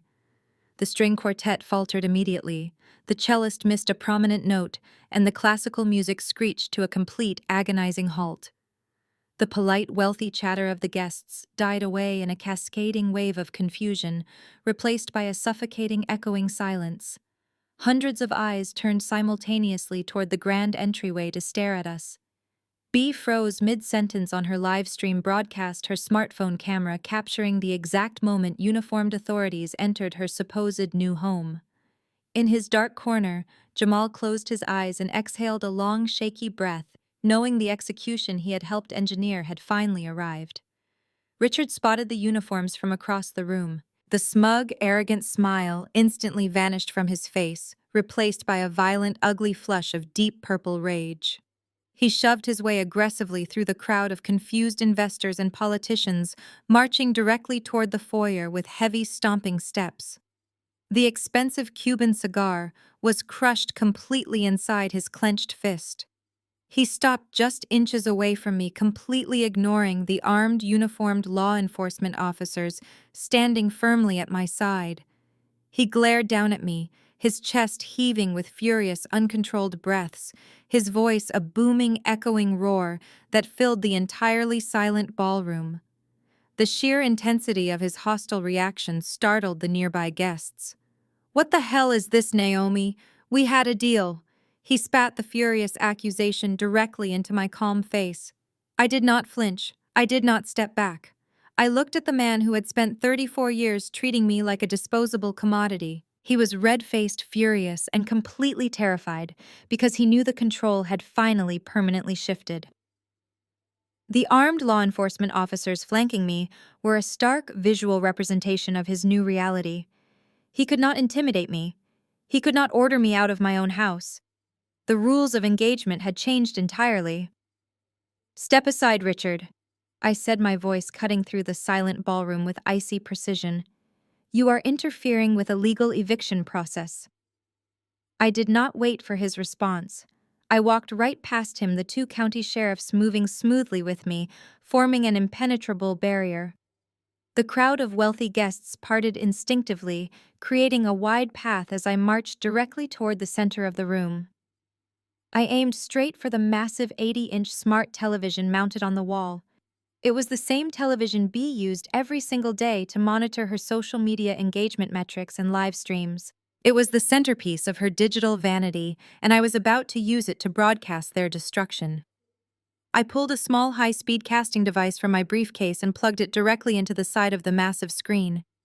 My smartphone buzzed as the connection finalized. I tapped the screen sharing icon and instantly the large television flickered to life. The high-definition display mirrored my phone perfectly. The entire ballroom, filled with the very people Richard and Bea were trying to impress, turned their collective attention to the glowing screen. The ambient chatter had completely died away, replaced by a tense, suffocating anticipation. I turned to face the crowd. My posture was perfectly straight, my expression composed and authoritative. "Good evening, everyone," I announced, projecting my voice so it carried clearly to the back of the massive room. "I apologize for the sudden interruption to this lovely celebration. However, since my father has gathered you all here tonight to celebrate the grand transfer of his generational wealth, I thought it would be highly educational to examine the actual paperwork." I tapped my phone screen. The first slide of my presentation appeared on the massive 80-inch display. It was a high-resolution county-certified property deed for the Oakwood estate. I used a digital laser pointer on my phone to highlight the crucial information. "This is the official recorded deed for the property you are currently standing inside," I explained calmly, holding the attention of every single investor and politician in the room. "As you can clearly read, the legal owner is Oakwood Holdings, LLC, and as the registered agent documentation confirms, I am the sole owner and managing director of Oakwood Holdings, LLC. My father, Richard, does not own this estate. He is a non-paying tenant whose lease I formally terminated on Christmas Day." A collective murmur rippled through the crowd. The wealthy socialites exchanged bewildered, uncomfortable glances. The local politicians who had accepted Richard's campaign donations suddenly looked incredibly nervous. Bea, still standing by her ring light, dropped her smartphone. It clattered loudly against the marble floor, the live stream abruptly ending as the device shattered. She clamped her hands over her mouth, her carefully constructed glamorous facade completely dissolving into sheer panic. Diane let out a strangled theatrical gasp and grabbed the back of a velvet chair to steady herself. I did not give them a moment to recover. I swiped my finger across my phone screen, instantly loading the second slide onto the massive television. "Furthermore," I continued, my voice ringing out with forensic clarity, "the generational wealth my father has been boasting about all evening is entirely fictitious." The massive screen now displayed a highly detailed official federal court document. I highlighted the top section in bright yellow. "This is a Chapter 7 bankruptcy filing from exactly 5 years ago. My father's real estate empire completely collapsed due to toxic commercial debt. His assets were entirely liquidated to satisfy his creditors. He has been secretly bankrupt for half a decade. I purchased this estate to save my parents from homelessness, allowing them to live here rent-free to maintain their public dignity." The gasp that went up from the crowd was audible. The wealthy investors, the men who had trusted Jamal and Richard with their capital, began whispering furiously to one another. The illusion of the untouchable real estate titan was dead. The man who had been smoking a Cuban cigar and holding court just 5 minutes ago was exposed as a broke, desperate fraud. Richard was hyperventilating, his hands opening and closing into tight fists, completely paralyzed by the sheer devastating magnitude of the public exposure. He was completely trapped. "But that is not the worst part," I announced, my voice dropping an octave, commanding absolute silence from the room. I looked directly at Jamal, who was still wedged into the shadowed corner with his terrified parents. I met his eyes, signaling that the execution phase was entering its final fatal stage. "Let's look at what Dad gave Jamal." I tapped my smartphone screen once more, and the image on the massive 80-inch television shifted again. This time I displayed a split screen. On the left was the authentic county-certified deed for Oakwood Holdings, LLC, that I had shown moments before. On the right was a high-resolution scan of the document Richard had handed to Jamal in his study. The differences were stark and undeniable when viewed side by side. I zoomed in on the notary stamps and the municipal seals. "Ladies and gentlemen," I announced, my voice cutting through the heavy silence of the ballroom, "I direct your attention to the document on the right. This is a fraudulent deed manufactured entirely within the walls of this very estate. The notary stamp is a crude digital reproduction, and the county seal is a complete fabrication. I turned my focus directly to the group of high net worth investors who were standing near Jamal. These were seasoned financial professionals, men and women who understood the severe implications of what they were seeing. They were staring at the screen, their expressions hardening into masks of professional fury. My father, I continued, pointing directly at Richard, forged a legal property deed to trick his own son-in-law into securing a $500,000 commercial bridge loan. He did this to illegally extract capital to fund his failing, completely insolvent Ponzi scheme. I let the words hang in the air, watching them land like physical blows. He used the illusion of this estate and the misplaced trust of a young investment broker to defraud a commercial bank.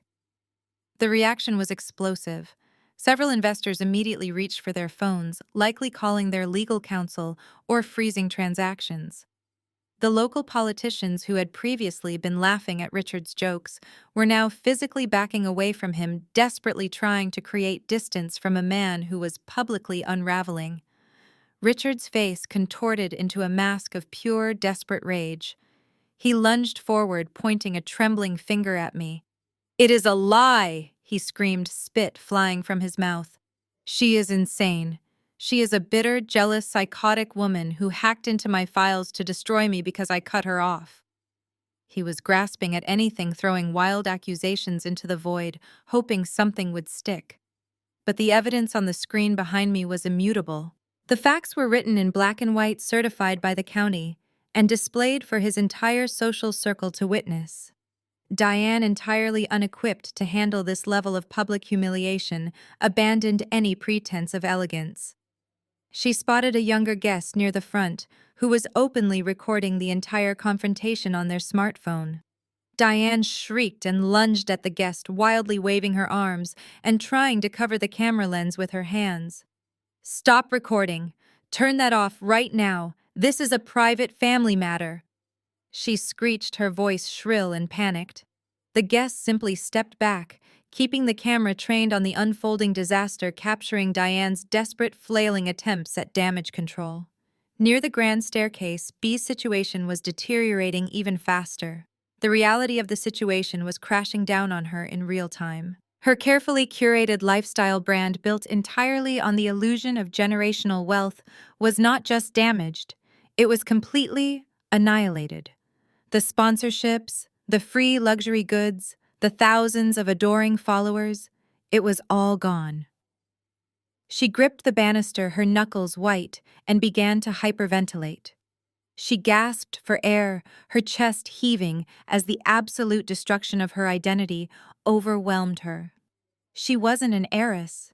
She was an accessory to a federal crime, and the entire internet was about to find out. The ballroom was descending into chaos. Shouting erupted from different corners as guests began demanding answers or moving swiftly toward the exits to escape the implosion. The two county sheriffs standing beside me remained impassive, their presence a solid wall of authority that prevented Richard from physically attacking me. "You are a monster, Naomi!" Richard bellowed over the noise, his voice hoarse from screaming. "You planned this. You came here tonight just to ruin us in front of our friends." "I came here," I replied, my voice slicing through his hysterical rant, "because you sent me a text offering me $10,000 of stolen investor money to play a supporting role in your financial fraud. I came here because you tried to use the state to take my children away from me." I took a step closer to him, the sheriffs moving with me. "You wanted an audience for your grand transfer of wealth, Dad. I simply provided the accurate paperwork." The silence that followed my statement was absolute. The sheer weight of the truth I had delivered left Richard completely speechless.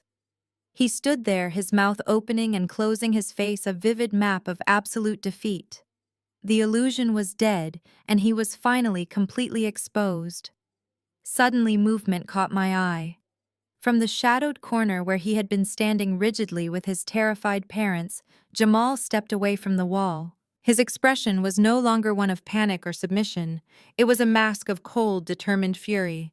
He ignored B's hyperventilating cries. He bypassed Richard's stunned silence. He walked slowly and deliberately through the parted crowd, heading straight toward the center of the room. Jamal's steps were measured, precise, and devoid of the nervous, sweat-soaked panic that had consumed him just minutes prior. He did not look at the investors. He did not acknowledge the politicians. He walked directly to where his parents were standing. They looked terrified, entirely bewildered by the sudden catastrophic turn of events in a world they had never truly understood. Jamal gently placed his hands on his mother's shoulders, whispering something quietly to her that made her nod, her eyes shining with unshed tears. His father stood tall beside him, a silent, unmovable pillar of blue-collar dignity, in a room full of crumbling white-collar fraud. Jamal turned around, positioning himself solidly alongside his parents. He was no longer the eager, accommodating son-in-law desperately trying to fit into an old money aesthetic. He was a man who had finally recognized the absolute worth of his own foundation. He looked directly at Bia, who was still gasping for air near the grand staircase. His expression was not angry. It was far worse. It was a look of complete, unadulterated disgust. "I grew up with absolutely nothing," Jamal announced, his voice steady and carrying easily across the silent ballroom. He gestured to the man and woman standing beside him. "My parents worked their fingers to the bone to give me a chance. They taught me the absolute value of hard work, of honesty, and of integrity. When I met you, B, I was so blinded by the glamour, the estate, the name, that I completely ignored the glaring fact that you and your father possess absolutely zero character." B tried to speak, stepping toward him, her hands reaching out in a desperate, pleading gesture. Jamal held up a single hand, stopping her dead in her tracks. "Do not," he commanded sharply. "You sat there night after night coordinating fake invoices and laundering stolen money while I was working 80-hour weeks trying to build a legitimate firm. You knew exactly what your father was doing. You knew he was using me. You and your father intentionally used me as a meat shield for your financial crimes. You handed me that forged deed knowing it would eventually send me to federal prison just so you could keep up your pathetic fake lifestyle on the internet." Richard attempted to interject, opening his mouth to bellow another threat, but the collective hostile glare of the investors in the room silenced him instantly. He was a cornered rat, completely surrounded by the people he had defrauded. "I wanted to be part of a legacy," Jamal continued, shaking his head slowly, his voice laced with profound realization. "But there is no legacy here. This entire family is nothing but a hollow, toxic lie built on the backs of the people you steal from and the people you manipulate." Jamal reached his hand deep into the breast pocket of his tailored suit jacket. The entire room watched in absolute stillness as he retrieved a thick, professionally folded document. It was not the fraudulent deed Richard had expected him to present to the crowd tonight. "I am not signing a fake deed today, B," Jamal stated, his voice ringing with absolute finality. He stepped forward and forcefully pressed the document directly into her trembling hands. "I am officially serving you divorce papers. The marriage is over. I am legally severing every single tie I have to you and this family's criminal enterprise." B stared down at the legal documents in her hands, her carefully constructed world finally permanently collapsing around her. The reality of her situation was absolute. She was losing her husband, her brand, her home, and her freedom, all in the span of 10 agonizing minutes.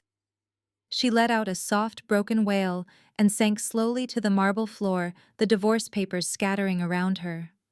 Jamal did not linger to watch her break down. He turned his attention sharply to the group of high-net-worth investors gathered near the fireplace. His posture was rigid, his expression grave but resolute. He was facing the professional execution he had dreaded, but he was doing it on his own terms. "To my investors in this room," Jamal addressed them clearly, maintaining direct eye contact, "I deeply apologize for the trust that was breached. However, I will not allow Richard to drag me down with him. Early this morning, I formally self-reported the fraudulent $500,000 commercial bridge loan directly to the Securities and Exchange Commission. I have fully cooperated with federal authorities.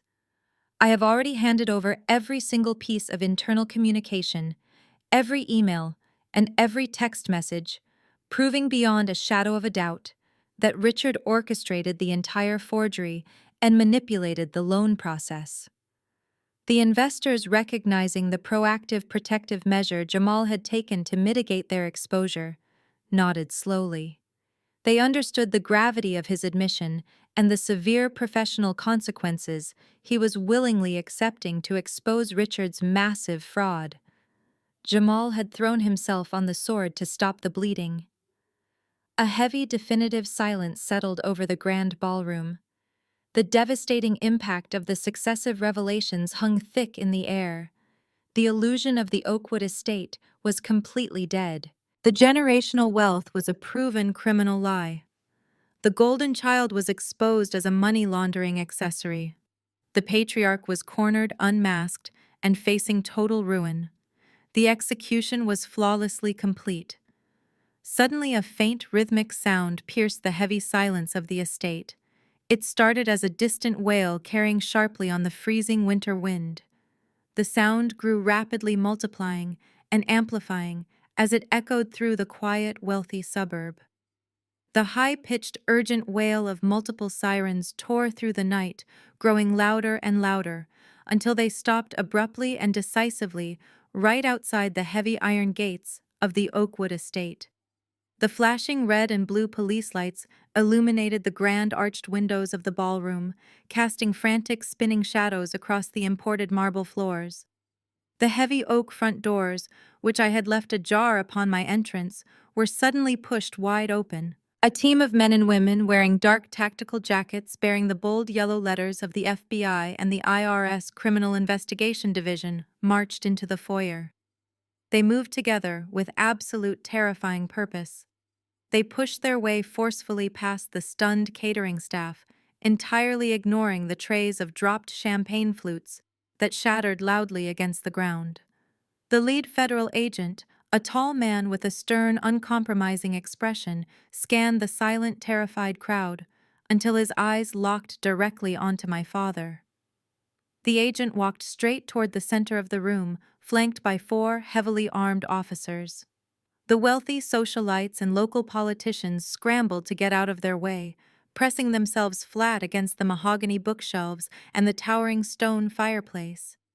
Richard stood frozen, the color draining from his face, leaving him looking pale and very old. The reality of the federal dossier I had transmitted just hours ago was now standing right in front of him.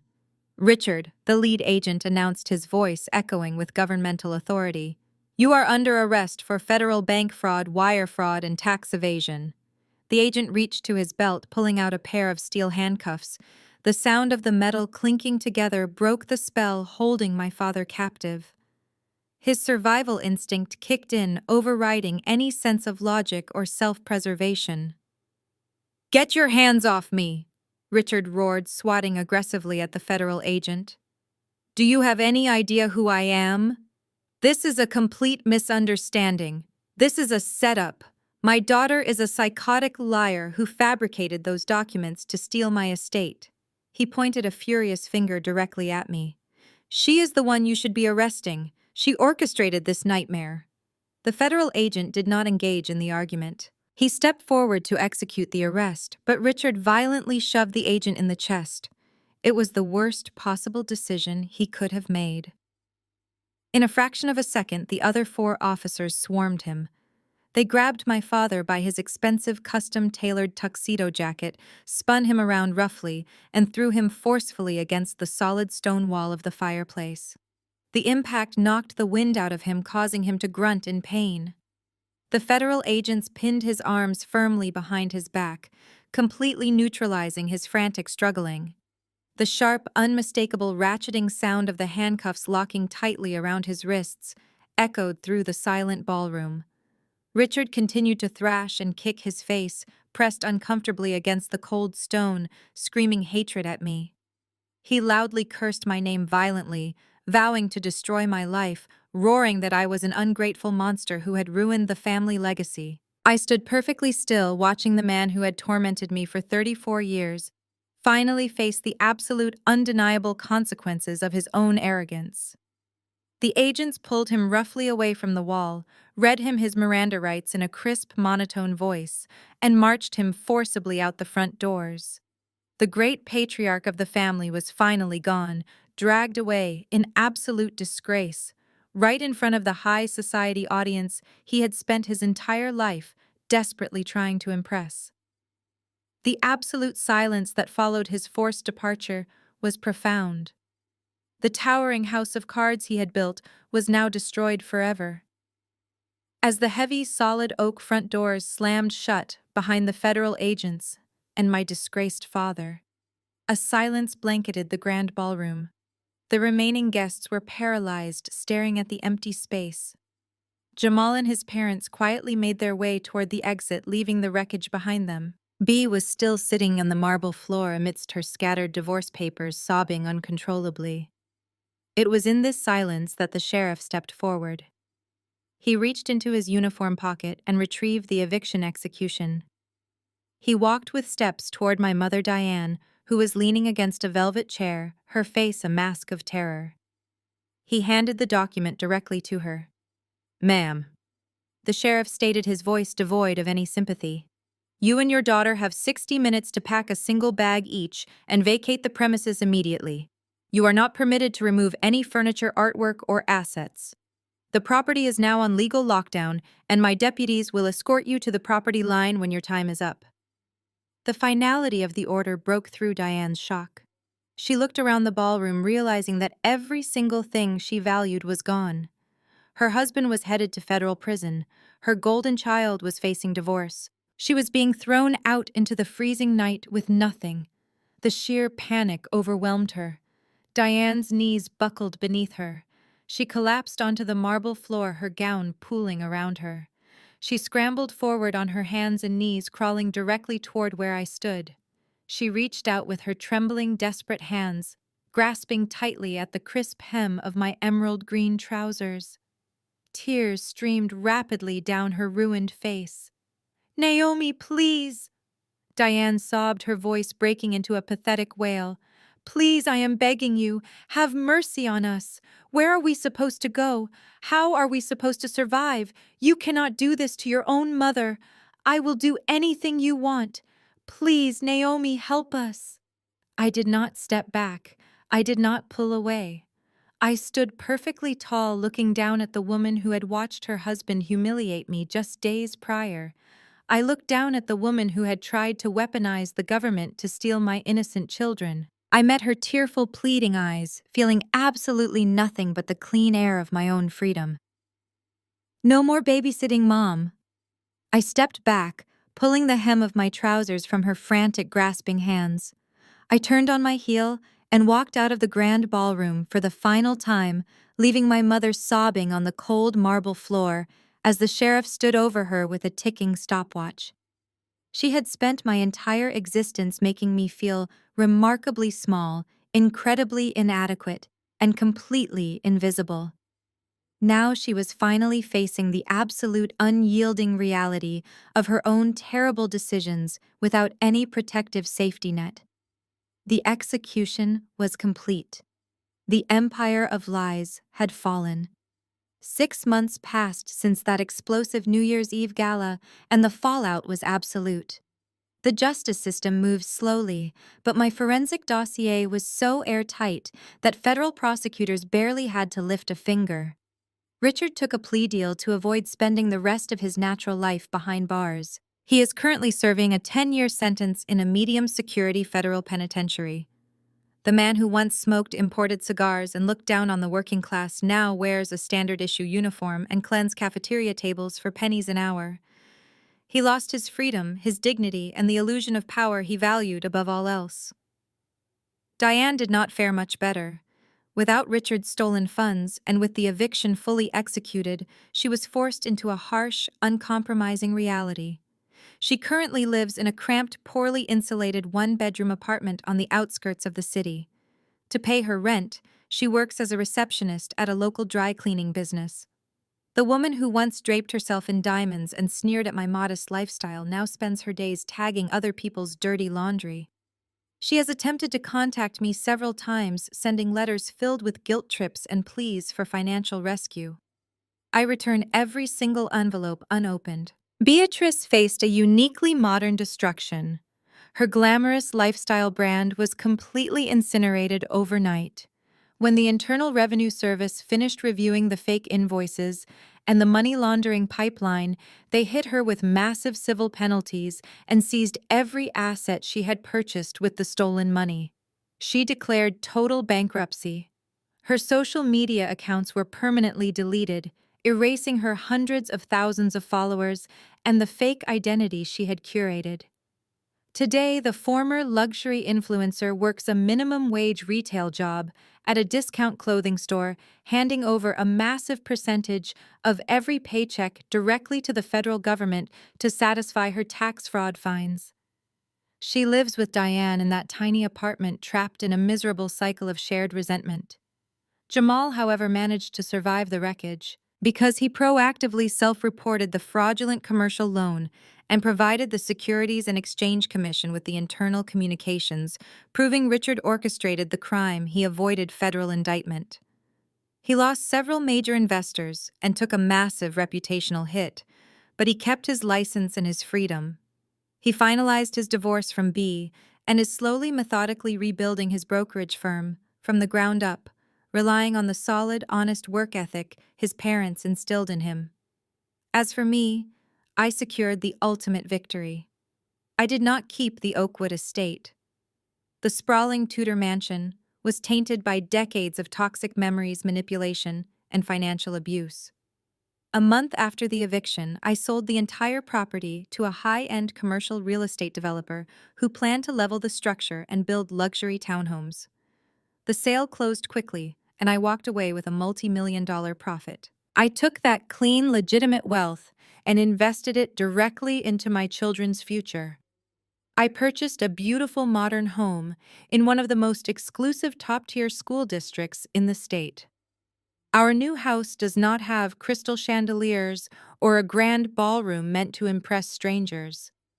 Instead, it features a massive, secure backyard where Leo and Mia can run freely, a state-of-the-art security system, and large, energy-efficient windows that flood every room with natural light.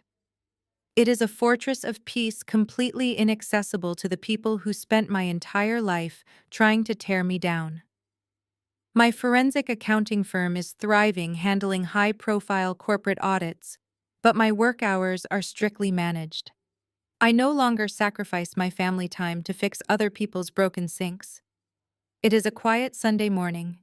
The early summer sun streams through the large glass panes of my new kitchen, casting a warm golden glow across the pristine quartz countertops. I am wearing comfortable sweatpants and an oversized t-shirt, standing at the stove, flipping buttermilk pancakes. The sweet smell of vanilla and melting butter fills the air. In the adjacent family room, Leo and Mia are laughing loudly, building a massive fortress out of couch cushions and blankets. They are safe, they are happy, and they are entirely protected from the generational trauma that once threatened to consume them.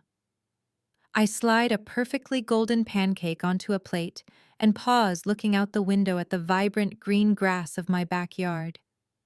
I take a deep, cleansing breath. I think back to that cold Christmas dinner, to the exact moment my father stood at the head of his stolen table and smugly announced that I was cut off. He thought he was delivering a fatal blow. He thought he was cementing my status as the family failure and securing his own twisted legacy. He was completely wrong. Being cut off by my toxic family was not a tragedy. It was the greatest gift they ever gave me. It was the catalyst I needed to stop playing their rigged game and destroy the board entirely. That cruel, humiliating Christmas announcement was the exact moment I finally found the strength to pick up the scalpel and cut the cancer out of my life forever. I pick up the plates of food, smiling as I walk toward my children, knowing my own future is finally completely and beautifully mine forever. The harrowing journey of Naomi serves as a powerful testament to the absolute necessity of establishing unbreakable boundaries, even with our own blood. Society often conditions us to believe that family ties are sacred and unconditional, demanding our endless forgiveness and relentless sacrifice regardless of how poorly we are treated or exploited. However, this story thoroughly shatters that toxic illusion.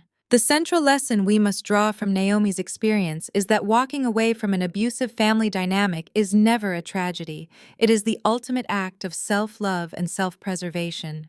For years, she endured endless belittlement, financial exploitation, and emotional manipulation, all while serving as the invisible pillar holding up her parents' fraudulent hollow empire. She was conditioned to accept crumbs of affection in exchange for her sanity, her skills, and her hard-earned resources. Yet the exact moment she recognized her own intrinsic value and permanently severed those toxic ties, she reclaimed her power and her future. We often fear that stepping away from our biological family will leave us isolated, unmoored, and vulnerable to the world. But as the narrative vividly demonstrates, removing the cancer of manipulation does not leave you empty. Instead, it clears the space necessary to build a life of genuine peace, authentic success, and profound safety for the next generation. True family is defined by mutual respect, unconditional support, and unyielding integrity, not by a shared last name or the expectation of endless silent compliance. Her ultimate triumph was not merely in exposing the financial fraud, but in refusing to let her identity be defined by people who actively sought to destroy her. Evaluate the relationships in your own life today, and find the courage to cut ties with anyone who consistently diminishes your worth.